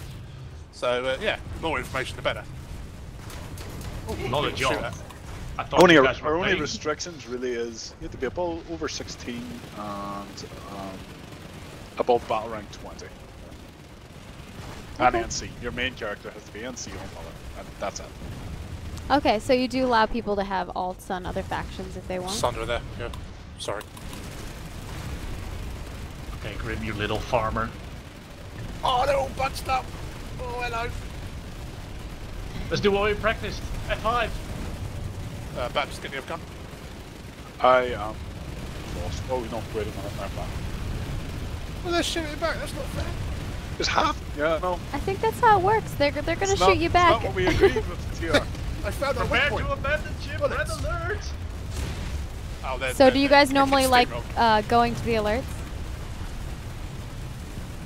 We do play alerts on occasion, but it's We're playing one right now. kind of by accident. But yeah. And if you guys can see, if you're a new player to PlanetSide 2, up in the right-hand corner, there's a timer. If you hit the tab button down below, you'll see the alert. The alert is Cold War. It's capture Esamir within the time limit. And currently, the Terran Republic has 44%, so they are in the winning. Obviously, there's still a lot of time, so they could be losing by the end of the time. But if they capture all of it at once, they do get a nice bonus for being a dominant victor. Yeah, we tend to see, especially with the Biolab ones and the amp station ones, that you won't get a proper push for the main bases until sort of 40 minutes, that sort of thing. Yeah, and even if you don't get a dominant victory, you still can get a standard victory. So a standard victory is when you don't capture all the bases on a continent, or you don't basically get the whole objective, but you get a portion of it. So then you get a portion of the XP, which is still pretty nice. Yep. Northeast a bit hill, there's a bunch of them in the hills. I've Okay. myself only once seen a alert end by meeting the entire objective. I've seen a Luperza, couple, can you use but your it is a dev little bit powers rare. to make sure that this base doesn't flip while we move to the next one? I could. Am I going to? No. Oh, I was meant to. Redpoint wanted me to give a shout out to you about the Saturday public pickup. Oh, yeah. Dotzer's running. Feel free to. Cons takes part. Yeah, Cons takes part in the public pickup, which is it's open to all servers, all outfits. You basically go along every Saturday. What time is it GMT? I think it's 9 o'clock GMT. And You guys meet can up check, with like, I would players. recommend following them on Twitter. They're really good. It's just PS2 Yeah. pickups. They're constantly utilizing their Twitter very well. I would say that Yeah, you get to they're play one with of good the outfits. they're one of the PlanetSide 2 event communities that actually utilize Twitter pretty properly. Okay, we gotta get back into the galaxy here somehow. Yeah, it should be off cooldown now. Yeah. So you guys are Yeah, taking good. place in the one this weekend? Yeah, we attend every weekend. Oh, every okay, awesome. Saturday. Red Point takes about 8 members from cons, goes to the public pickup every week. Yeah, personally, I don't like doing it because the enemy's the enemy. I don't like being. Yeah, Grim doesn't Fraternize. mingle. No. Grim's like, I refuse. Earlier, Grim's like, I don't even know if I'll be awake, Maggie. I might not be here. I was like, what? You can't abandon me? Yeah. Luckily for the stream, I actually sleep talk, so I'm actually sleeping now. Oh, you He's not joking. He sleep leads too. Sleep play chess. So I'm seeing you guys dropping down smoke. How do you guys utilize smoke in your outfit? Smoke, not so much. Conch grenades. Oh, I didn't mean Staple that. I meant diet for like us. the leadership smoke, the smoking, the waypoints. Oh, the waypoints. Yeah, to the be smoke honest, waypoints. Luperza, Not the. we don't use them a terrible amount. We will pop them if we see any or friendly air need to take out Sunder or someone. We'll pop Yeah. smoke and Ah, okay. shout on. We'll It's a shout good way that it's for on marking green smoke. Sunders and things like that. But I mean, Okay. we use TeamSpeak. Well, basically, if we're doing any ops or operations, then we have to have everybody on TeamSpeak. So, literally, the squad leader will be going, look, go at the waypoint, cover this door, do this, do that, do the other. I'm gonna go in this building so you guys can kind of see their defense. Enemies are constantly pouring into this door. These guys are really, I mean, they even have a max that's kind of hanging off the ledge here. Some medics repairing. The Heavy once in a while peeks their head out, but I think that they've consistently gotten revives.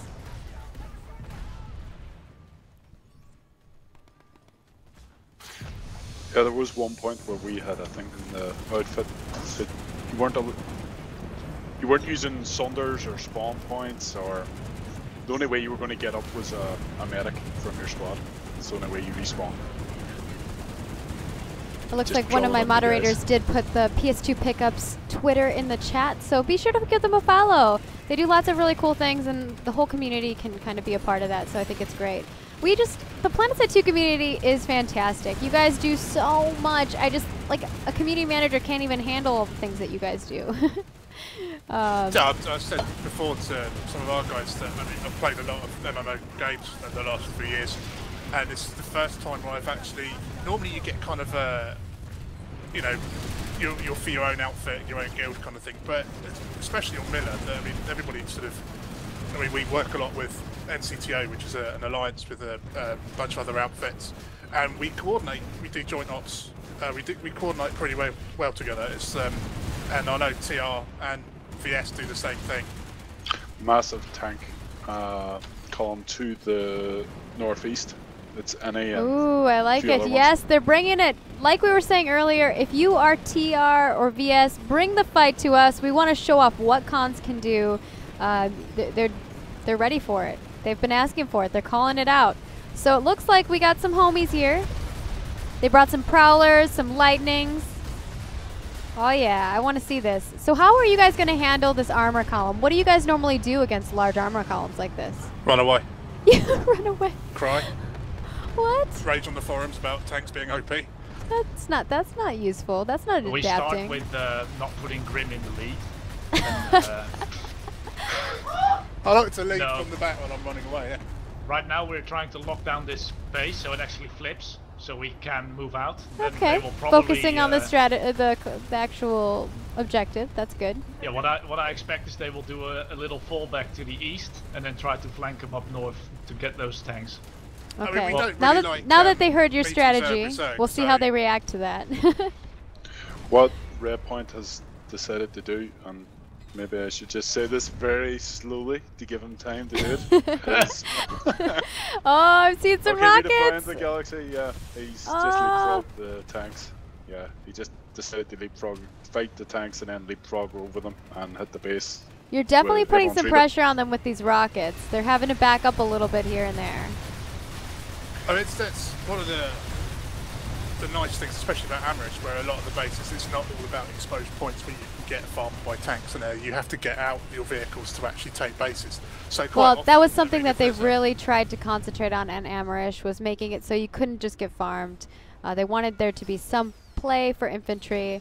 Obviously not every base, but Esamir, on the other hand, is quite different. You have a lot of long ranges between one base to another. It's meant for those long range fights.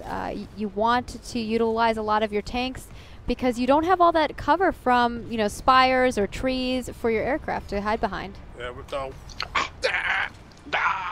I'm not going to say anything about Liberators. It wasn't a Liberator, got us.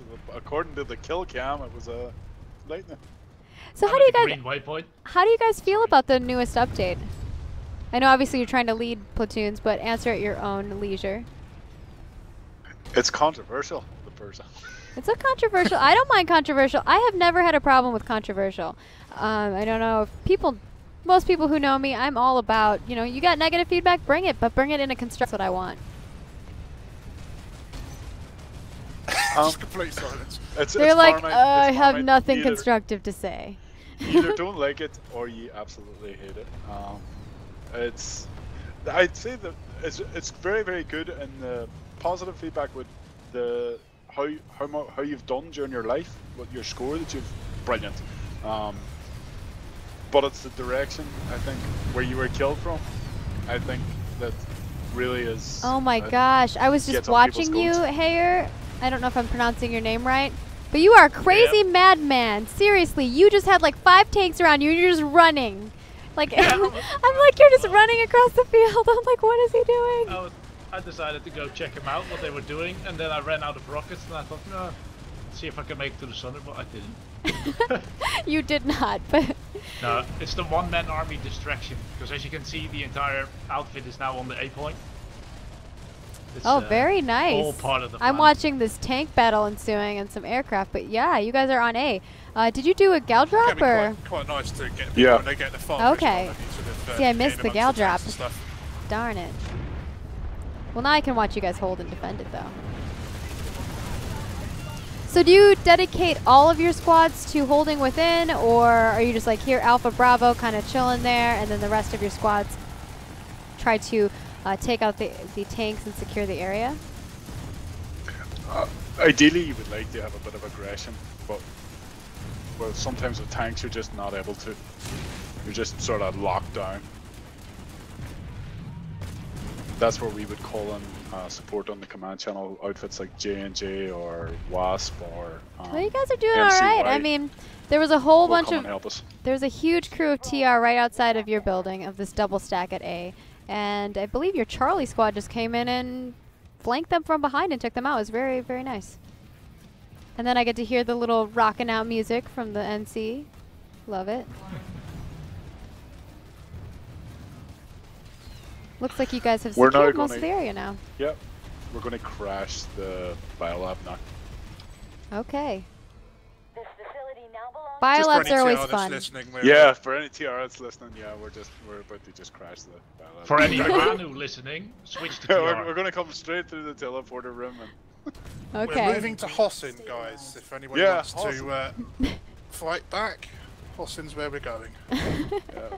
We're moving up. We're taking B point TR. You're confusing me, Grim. I'm confusing myself. I probably shouldn't take a warden into a biolab either. Alright, I'm gonna go check out this biolab. Are you guys already starting to pour in there, or are you gonna wait till you get the one before first? Oh, you already are, they're in there. Oh yeah, you're there. You were serious. I will see if I can put a little sunder next to the teleporter room.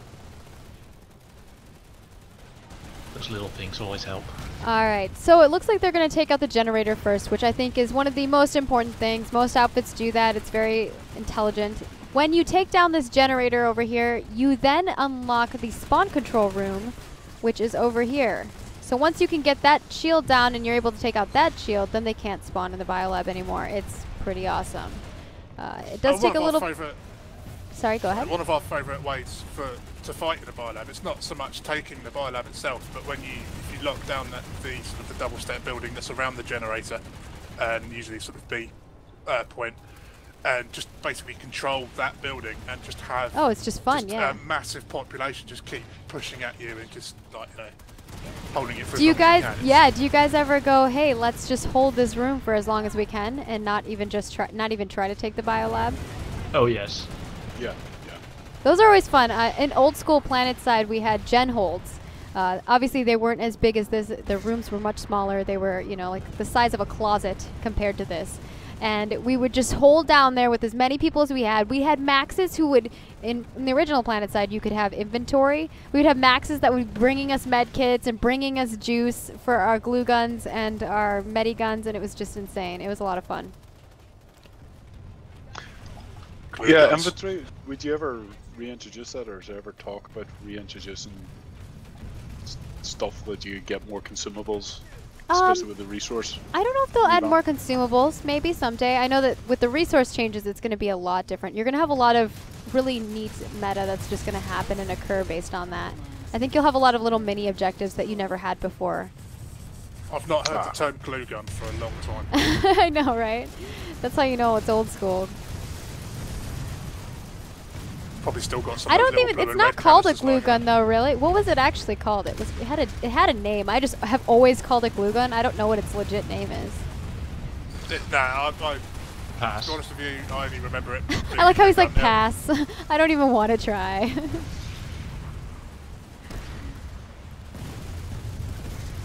I think Redpoint is actually splitting cons in two at the minute. He's keeping some of us here and he's sending some off to another objective. Okay, cool. You kind of have to when you have this many people. When your population is pretty, like the enemy's population is much smaller than yours. You do kind of need to split up. Otherwise, it's just not a good fight. You're just dominate, and it's not fun. It's not fun for you, and it's not fun for the enemy either. Well, you do win we though. Concentrate on that a lot. I mean, when we have our organised operations, we really don't like just rolling with a lot of friendlies and just sort of firing at empty spawners and stuff. If we've got the population, we'll move to a different continent. We'll try and find the fight. I mean, equally, we don't like going up against a wall of enemy, but well, who are your? Get the fun out of it. Do you guys know these TR guys who are rolling in here, or are there any enemies or friendly rivalries that you have on this server, whether they be TR or Vanu? There's also RNX guys. RadarX.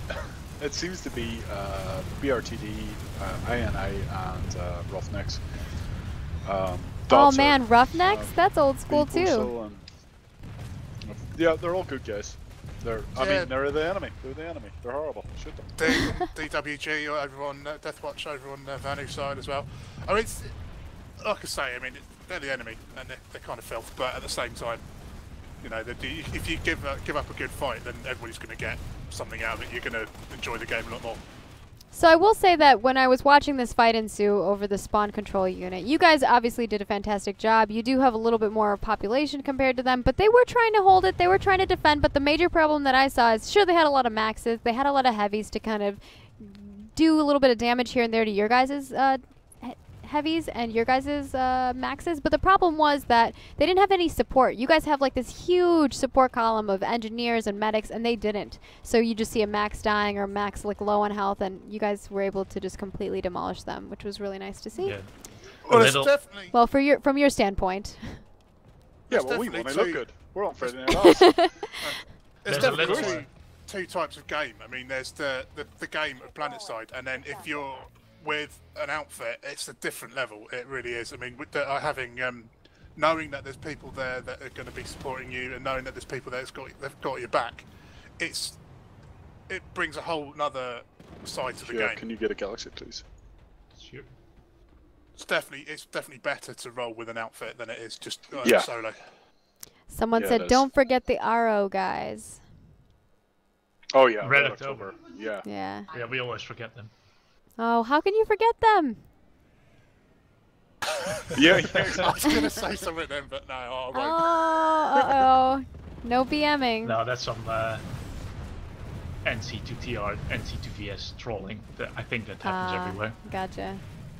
Oh yeah, happens every server. Said, you know the thing that I love, and I'm seeing it a lot on Community Clash, is the server love. The server love for people who aren't even your faction, right? Like you see these people that are like, oh, Yeah, Miller, every Miller, faction Miller. hates each other, their guts out. But as soon as like their it doesn't even matter if their faction is on. If it's just someone that's like repping their server, they're like start cheering for them. So you got to give it to you guys for this sportsmanship. It's fantastic. I think Miller has a really close community. I know the NC it took us a couple of months to start to get the work together, but now everyone supports everyone else. Like MCY, they're doing really well in the community clash, and all of Miller is cheering them. Oh yeah, they did fantastic. They dominated. I think it was 24-0, wasn't it? Or was that the yeah? Them guys have been playing together for like 10 years, so they can finish each other's sentences. That's good. I mean, and it shows when you look at some of these outfits who have experience and they've been playing together for 10+ years. You can tell that the coordination and communication is just there. The way that they quickly strategize and change their objectives based on the situation that is occurring around them is really important too. And I think that's where most outfits are the slowest, is that they don't react and adapt to the situation as quickly when they're not as experienced. Well, in those sort of terms, I mean, Consortium's just a baby, really. But I mean, we all pretty like-minded, and we all sort of appreciate that if you're gonna get anywhere in a game where you've got all these numbers and stuff, you need to be at least partially organised, and you need to kind of work together. We are actually pushing Ymir Biolab at the minute. That's where the fight. Yeah, I've been at Ymir Biolab the whole like all while we were talking. So every TR. Like I said, if you guys keep the platoon waypoint up, I'm there. You don't even have to ask me. Okay. Wow. So Riva, I think there's some mountains that need crashing into. Lots of AA. Oh man, Vanu kind of made a huge push on you guys. Yeah. Oh, but then the revive grenade, nice! Very nice move. Getting all your guys up. Got to clear out the Vanu though. Yeah, like I said earlier, when we've got quite specific tactics and stuff for taking particular buildings and situations. We really like the conch grenades. They're a little bit overpowered if you're on the receiving end, to be honest, but they are so good for clearing out rooms, and the res grenades as well. So this player Smithraz is wondering, I don't know, it starts with an X though, is wondering if one of you is a VS outfit leader on Miller as well, because they recognize your voice. Either that or you have an imposter out there pretending to be you. How did he know? No. Sure. It's you all along. Yeah, can we have a minute to talk to Hero alone, Chris? We never would have thought in your purple pajamas. Aww. No. But they're so nice and tight. They're easy now. But they're so nice and tight. Oh goodness. No, there is no Vanu leader in this channel right now. I think a lot of us play all sorts of different factions, but primarily we are NC. Gotcha. It's hard to run one outfit. I can't imagine running another. Big push, go and C. Big push, C. Well, that's why we myself and Baptist are officially the outfit leaders, but we involve the officers and the members quite a lot as well. We're always having feedback. I call the C building the death trap building. This building is hell because it has 3 openings. I mean, sometimes they cut off one of them and there's 2, but it's like such a small room that grenades can be tossed in. You really can't hold within the room as well, unless you utilize some of the high ground or the high places here with your light assaults. You'll see what the Alpha Squad's doing. What they're doing is they're controlling the jungle, and we find that crucial to control and see. Definitely. That's a perfect point. Is the jungle area, which I can kind of show off on the screen here. This area is much better to hold. You can kind of get some good positions on the door, as well as back here and up above. Kind of, if you cover this door from above, it's really good. But you do have to watch your back. Sometimes having some people just dedicated to watching your back is good. We've actually lost B point. But that's just careless. That is careful. Like behind this tactics. I would say that B is not as important once you get into the biolab. I think that A and C are the most important because Yeah, once you have you that tend to high get- ground and that pressure in the jungle that's near their spawn point, you can just rush in on this SCU and overload it. And then they can keep It's B all funny they you should want. say it. And then you just rush in it when they can't spawn anymore, you know? But it's all tactics. I think there's different situations for different things. Attactions around A point, the little plate shooting game. It's like a weird little. What do you mean, Grim? Sorry, I was just on A point and got distracted in like a half asleep haze.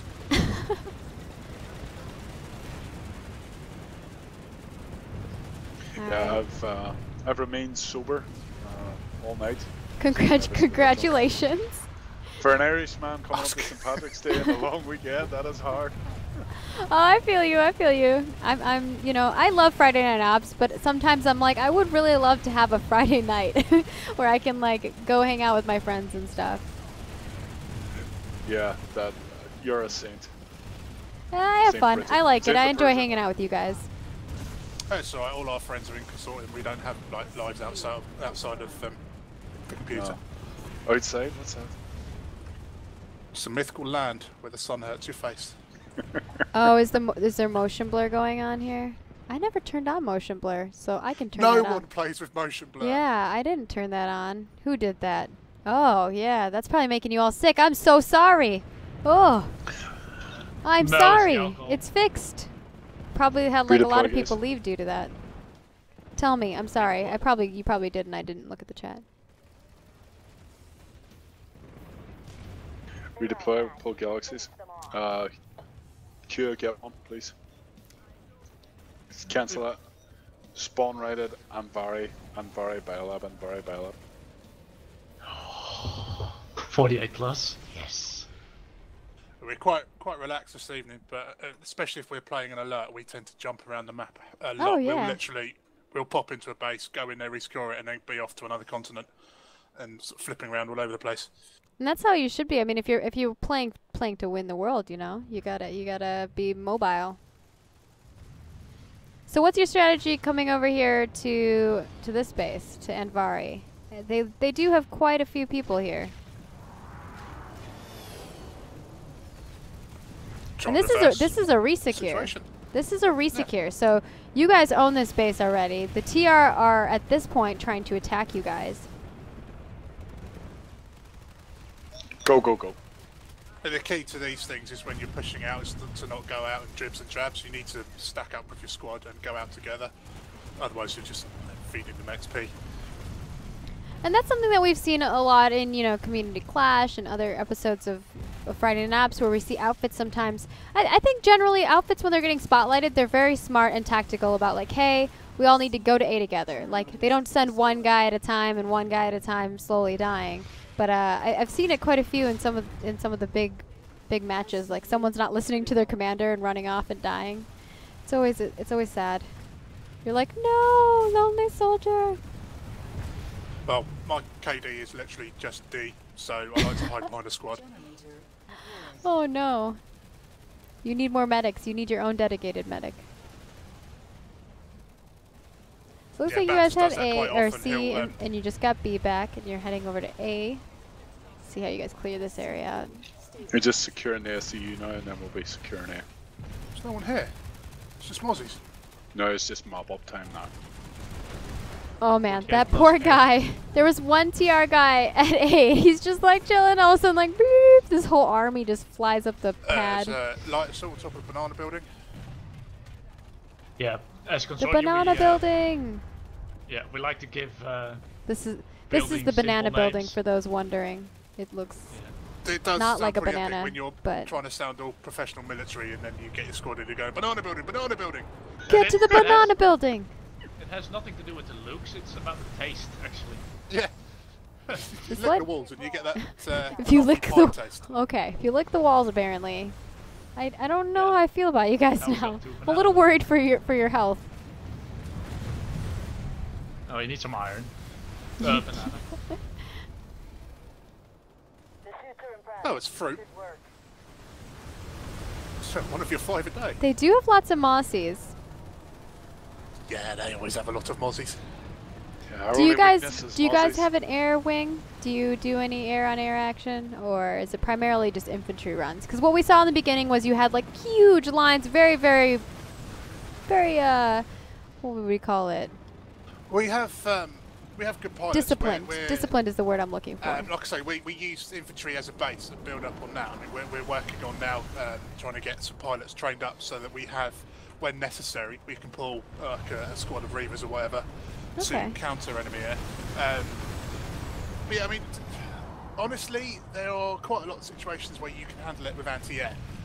But when you're stuck in a base, sometimes it's nice to have friendly air to help take out Liberators and stuff, because anti-air at the moment it's kind of more of an air deterrent rather than sort of kill outright sort of thing.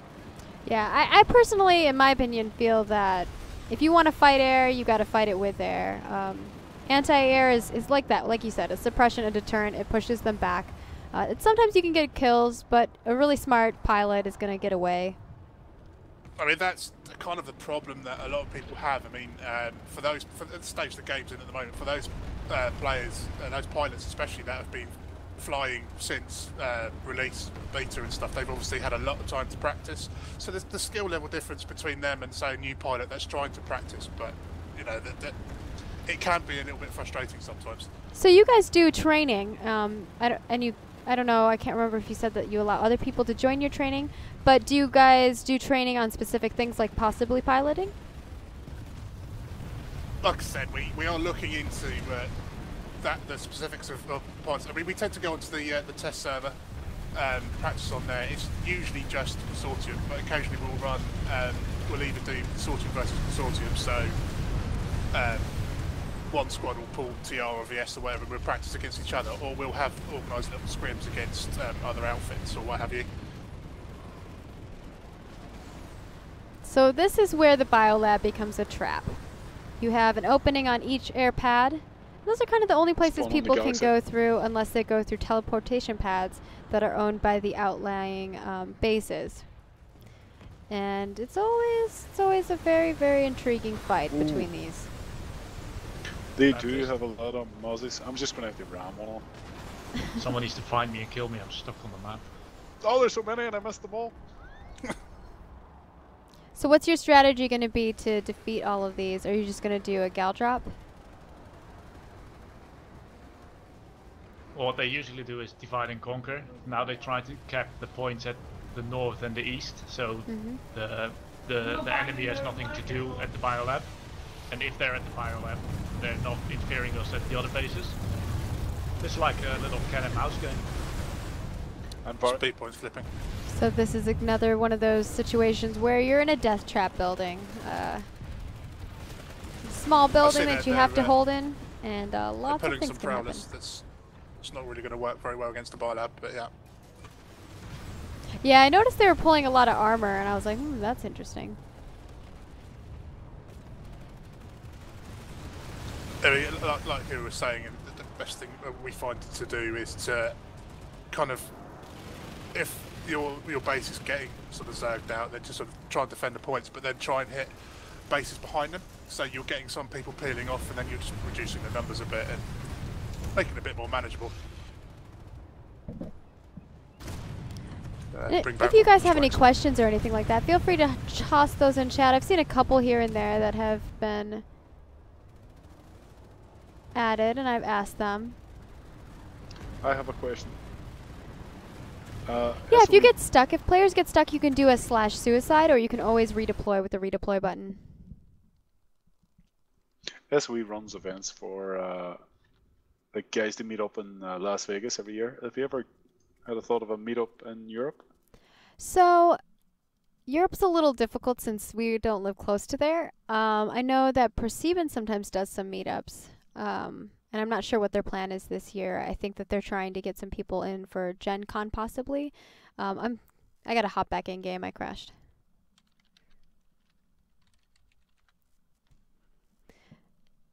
I like those Yell chats. A character named called FNO event TR counter of cons. Nice, nice. Rolls off the tongue. Yeah. It's a pity you picked NC. So Simpson or Simcon wants to know, what is Grimm's favorite color? Puce. Puce. That's a very Yeah. strange. I could give you some interesting facts about the colour puce, but I won't. Okay. Why not? You It's can't. French What for colour flea, is apparently. puce? 'Cause Please it's, don't ask. Please, Don't threaten. please don't ask. it's, Oh my goodness. It comes from one of the French kings a few hundred years ago. It was fashionable to wear brown-coloured clothing, and he wanted it to look like the colour of a flea. And apparently that's French for flea. Oh. Puce. So you like brown? So yeah, Fact Night Ops, guys. Tune in every Friday for a interesting fact about colours. About colors. If you want to learn some facts about colors. On FNO. We'll just have a segment dedicated to Fashion him, to night out. Grimm and his colors. This week's Friday Night App brought to you by the color Puce. Tartan. Whatever it was. Tut. I mean, tartan's not technically a colour, but All right, so I see a few waypoints here and there. It looks like Alpha's going to A at the Envari barracks, but like the main objective is obviously not that. Looks like you guys have moved completely to a different base. Yeah, got a kill. I killed galaxies someone. are meeting up at Platoon Waypoint, which is a mystery to TR and VS Oh, players. They're well, going to meet up it's not at a mystery Platoon anymore. It's not a mystery anymore. I was running to it. You should have told me to not go over there before. No, it's okay. I'll hang out Well, and that's- watch at these least now we can say- mosquitoes. If we lose, it's because we got stream sniped. It wasn't because we played badly at all. No, not at all. It could never be that. After like over a year of playing the game, I think I've found plenty of decent excuses to use for specific times. No, that's why I love the game. There's so many variables that make it impossible to have, for me at least, a big long kill streak. Yeah, it's just the battle that you can have in PlanetSide 2 is just so intense. I love every moment of it. Well, like I say, I mean the format of it. Like I said earlier, I played PlanetSide 1 for like 9 years. Oh, yeah. Even if like, I mean, there were times where I stopped playing it for several months, but I always went back to it. And I mean, obviously, I can't see into the future, but I don't see it changing for PS2. To be honest, I mean, it's the whole replayability of it, the fact that no fight is exactly the same. Yeah, the whole sandbox thing. It's quite nice in the. Where am I supposed to be, squad leader? Baptist. Yeah, can I head to the platoon waypoint now? Platoon Waypoint, yeah. Okay, Yeah. I'm going now. Sorry. Yeah. Permission. Bridgeward. I said it. Bridgeward. Yeah. Yeah, this is kind of an observer squad at the moment. It's not really an active thing. It's just sort of running around like headless chickens, following the other guys. Yeah, the guys are really busy on command chat, so you guys just fade out a lot of the time and I can't hear what you're saying. Probably for the best. Yeah. Oh goodness. Yeah, don't worry, Baptist. We're only talking about colours. Puce. Yeah, Simcon's one of ours, by the way. That's why it's being nonsensical. Ah, gotcha. I figured so much. He had cons in his name too, so Yeah, well, bit of a clue. see if He there's will any. be punished later. What's going on? How dare you Proxy, make us look I'm just looking to see if there's any more questions from the community. If you guys do have questions in chat, feel free to drop them in there. I'll try to forward them along. So people want to know what's your take on a Sunday train? Oh. Oh, it is a. I suppose We it's a need a legitimate galaxy response. here, You can, if you can pull one, please. I mean, if all you've got squads a are getting a problem, galaxy. you can always solve it by pulling 100 of one thing. But, and of course, you're gonna survive quite a while if you've got sort of 10, 12 Sunderers rolling together, especially with repairs and stuff. But also, it's a nice challenge to take that out, and when you do take it out, it's like, Rewarding. yeah, more of an achievement. Yeah. if you Makes back sense. cap and stop a huge enemy force by taking the point behind them, it's what keeps you coming back to the game. Just that feeling. Yeah, if there's an alert and it's an amp station alert with 3 points, and it's about to flip, and it has 1 second left on the clock, and you run there on your own, flip the point, and it stops. We're going to That's resecure good that feeling. biolab again. What? I was just there. Yeah, well, we're going back to that biolab and we're going to resecure it. All right. I will head on over there. So I pulled a All right, Kel, so but there's a lot of nobody's pulling questions. it. I don't know if Yeah, we these don't are all need that. troll or what. Is there any open squads for cons? Do you guys ever run any open squads? Not as many as we used to. We Alright. do. It's a we do run them occasionally when people can be bothered, because it's a good recruitment way to do it. And we have most of our members were recruited via open squads. We get quite a lot of recruitment through streaming as well. Kira Go on does a lot now. of streaming. Pushing now, Barry. We've got a couple of other guys that do streams, but yeah, mostly I think. Oh, it has why don't been you plug through- their streams? Where do they stream at? Knock yourself out here. Go ahead, Kid. I'm streaming right now at Twitch with my username.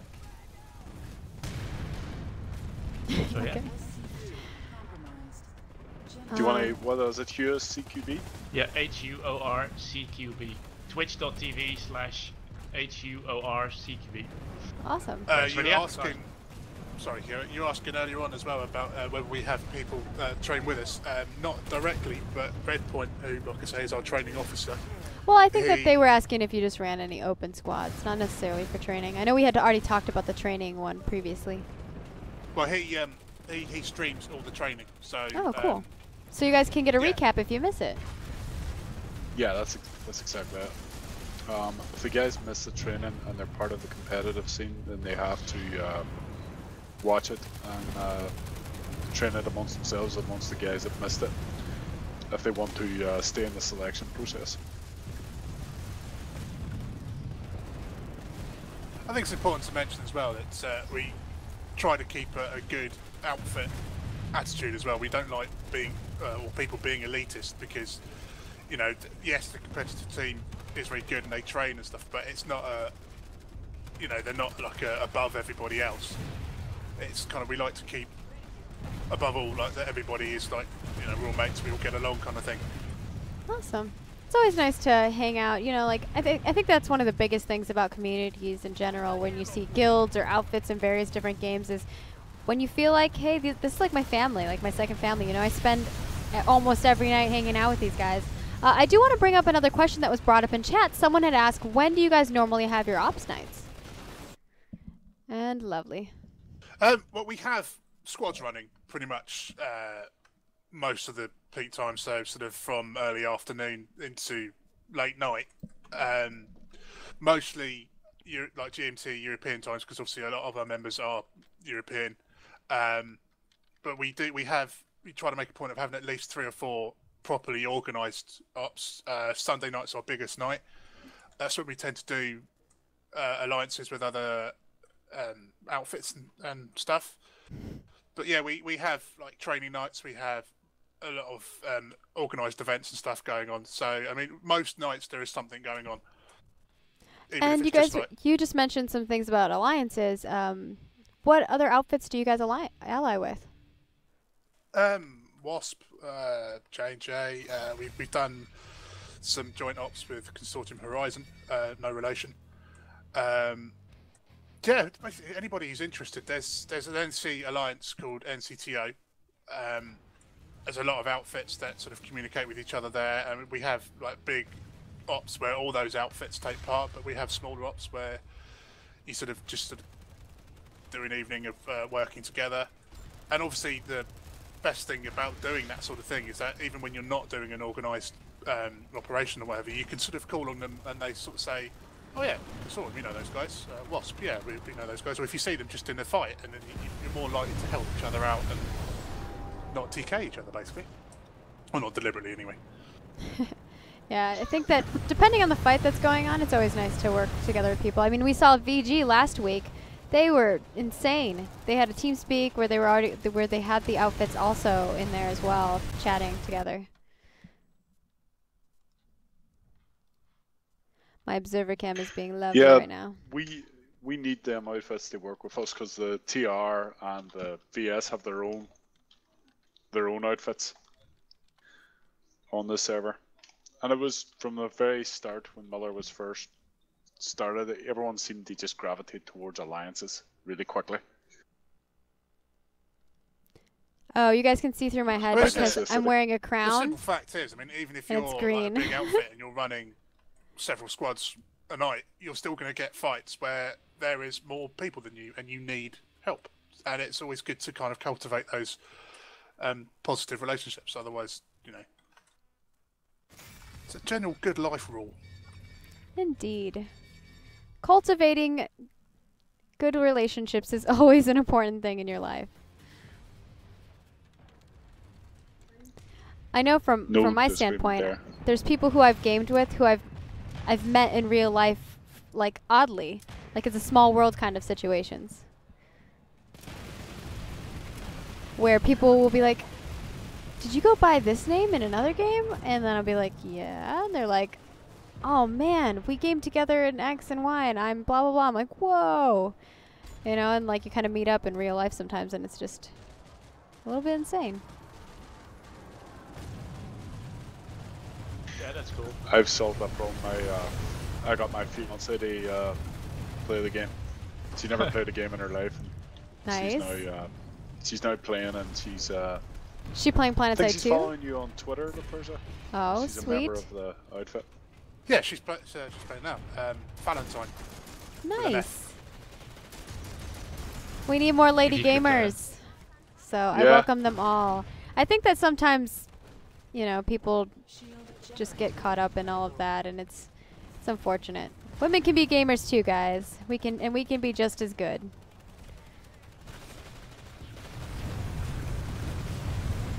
All right. These guys with their Mossies tonight, they are just wiping out large crews of infantry. We've just lost our platoon leader to a crash. We've a substitute platoon leader taking over now. Nice, nice.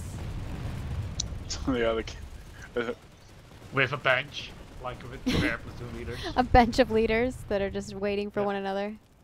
And if they run out, we have a can. A can? Is that what you said? A can of leaders, yeah. Just inflatable leaders in case of an emergency. It's not airplane. You can tell it's 3 a.m. Oh yeah, and I feel bad for you guys. It's pretty late, and it is time to kind of shut down the stream here a little bit. So I don't know if you guys want to give the last hurrah, do a last effort thing. I don't know if you had something of that sort that you wanted to do. I Or was going to ask if you could get put that as an engineer skill for making inflatable leaders for squad leaders and stuff in case people crash. That would be quite handy. I don't know if I can Like make that dummies. happen, but did you guys have any last final thing that you wanted to do before I let you guys give your contact information? Apparently not. Okay. No final hurrah. No. Hurrah. That was the saddest hurrah ever. Hurrah. Yeah, if you know what colors he likes, yeah, makes sense. If you know what colors he likes, it'll make sense. So if you guys missed it early on, he was talking about his favorite color, and it was like a form of brown. It was very interesting. Puce. Puce, there we go. Puce was his favorite color. I could get the whole squad, the whole outfit to say hello or something. Oh gosh. Oh, you really don't want the noise. Everyone might just like take their headsets off for a moment. Yeah, you drop up to the other ton and say hi to the rest of the guys. Yeah, well, get all guys to say hello to the person. If that's I'm alright with you, scared. Luperza, because it might get loud. Yeah, I think it might get loud. I I think we might want to Okay, avoid yeah. that situation. I don't want to make the Okay. viewers have to hear that and have no more ears. You might So- break internets. What? Give us like a rundown again. I mean, we got to see you guys tonight. Obviously, we're on a Miller server. This is an EU server that, you know, obviously it's 2 a.m. for these guys. It's not. They don't have as many people hanging out. Not prime time, but we still got to see a good fight. The TR brought it. We saw quite a few TR show up here. I think there was some some people in the chat who even joined up and made some new characters. So thank you guys so much. And thank you guys, Consortium, for being here and hanging out with me throughout this night, even though it's pretty late for you guys. Let people know where they can find you, how they can be part of your outfit if they are interested, because there were a few people who were. And yeah, any other information that you'd like them to know? So yeah, link to the website. If any guys got it handy, that we could post it there. Basically, you just go to our website. You can Google us, Consortium NC Miller. On Google should find the website. Fill in the application, and have a main character on Miller. Be above battle rank 20, and be willing to work as a team, and we will take you on. Be above 16 years old. All right, and that is consortiumnc.eng or enjin.com, correct? Yes. Yes, and that has been posted in chat. Once again, thank you guys for joining me. I'm going to be doing my wrap-up of the show, but hopefully we'll see you guys again. Thank you for joining me once more. I know we had a previous run with you guys, and hopefully this one was another fantastic night for you all. Yeah, it was. See you in a year time. Yeah, thank you very much. Thanks. Yeah, definitely. All right, bye, guys. See ya. All right, everyone. We are closing down the shop. I know it's been a long, long day. You're ready to go play and have some fun tonight. Thank you so much for joining us. I always appreciate it. You know, we try our best to do as much as we can here. And I hope that you guys like the new stat thing that we did at the beginning. And we're going to allow you guys to kind of give us some suggestions of what stats you'd like to see in game. Well, the top 5 people of a specific stat. Or top person of 5 specific stats. There we go. All right. I also want to give a big thank you to RadarX for joining us. He will be joining us every week for the beginning episode, telling you guys what happened throughout the week and what's coming up in the next week. Also, thank you to Kevin Moyer, game designer, for joining us for the panel with our panelists, Rack, Crunk, and Aetrion. We had quite a discussion on the Liberators. If you guys didn't get to check that out, definitely watch the recap. Lots of good information. Kevin is obviously looking at lots of things throughout the weekend, seeing the data as it's pulling in. And I know you guys are consistently giving him feedback, so keep doing that. Also, I just want to give a huge shout out to Consortium. I know it's like 2 a.m. for these guys. I think they were playing with us for 2 to 3 a.m. It's kind of a little ridiculous. But you guys should definitely check them out, Consortium on Miller. And we have a whole bunch of other things to talk about. Every Wednesday now we are doing Community Clash. Also, every Tuesday we have a dev stream where they're going to be streaming their work, so you can actually watch them do what they do on a normal basis, and they kind of walk you through it and talk about it and sometimes answer questions if they can when they're looking at chat. But that's all right here on this channel. So twitch.tv/PlanetSide2. Do tune in. Follow us so that we can toss you an email. Also, you can follow us on all of our socials so that you get updates whenever we're going live, and that's at PlanetSide2 on Facebook, Twitter, Google+, YouTube, all the things. All the things. And also, don't forget, if you have some top plays in PlanetSide 2, if you are MLG Pro 360, definitely send your videos over to MajorLeagueGaming.com. Submit. And also, we have SRE Recruit Rewards. You can recruit people. They get rewards. You get rewards. Everyone's happy. They're exclusive. No one else gets them, just you guys. You can go check out recruit.soe.com. Definitely go share that link out. Put it in your YouTube videos. I know a lot of you guys are YouTubers or you stream or anything like that. If you put those in your links, sometimes people click on them and then you get more stuff. You like stuff. I like stuff, right?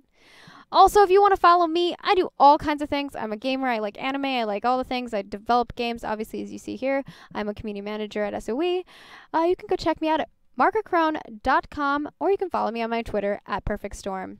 So I will see you guys all another week on episode 63, and we shall do some more amazing things. So tune in next week. Toodles.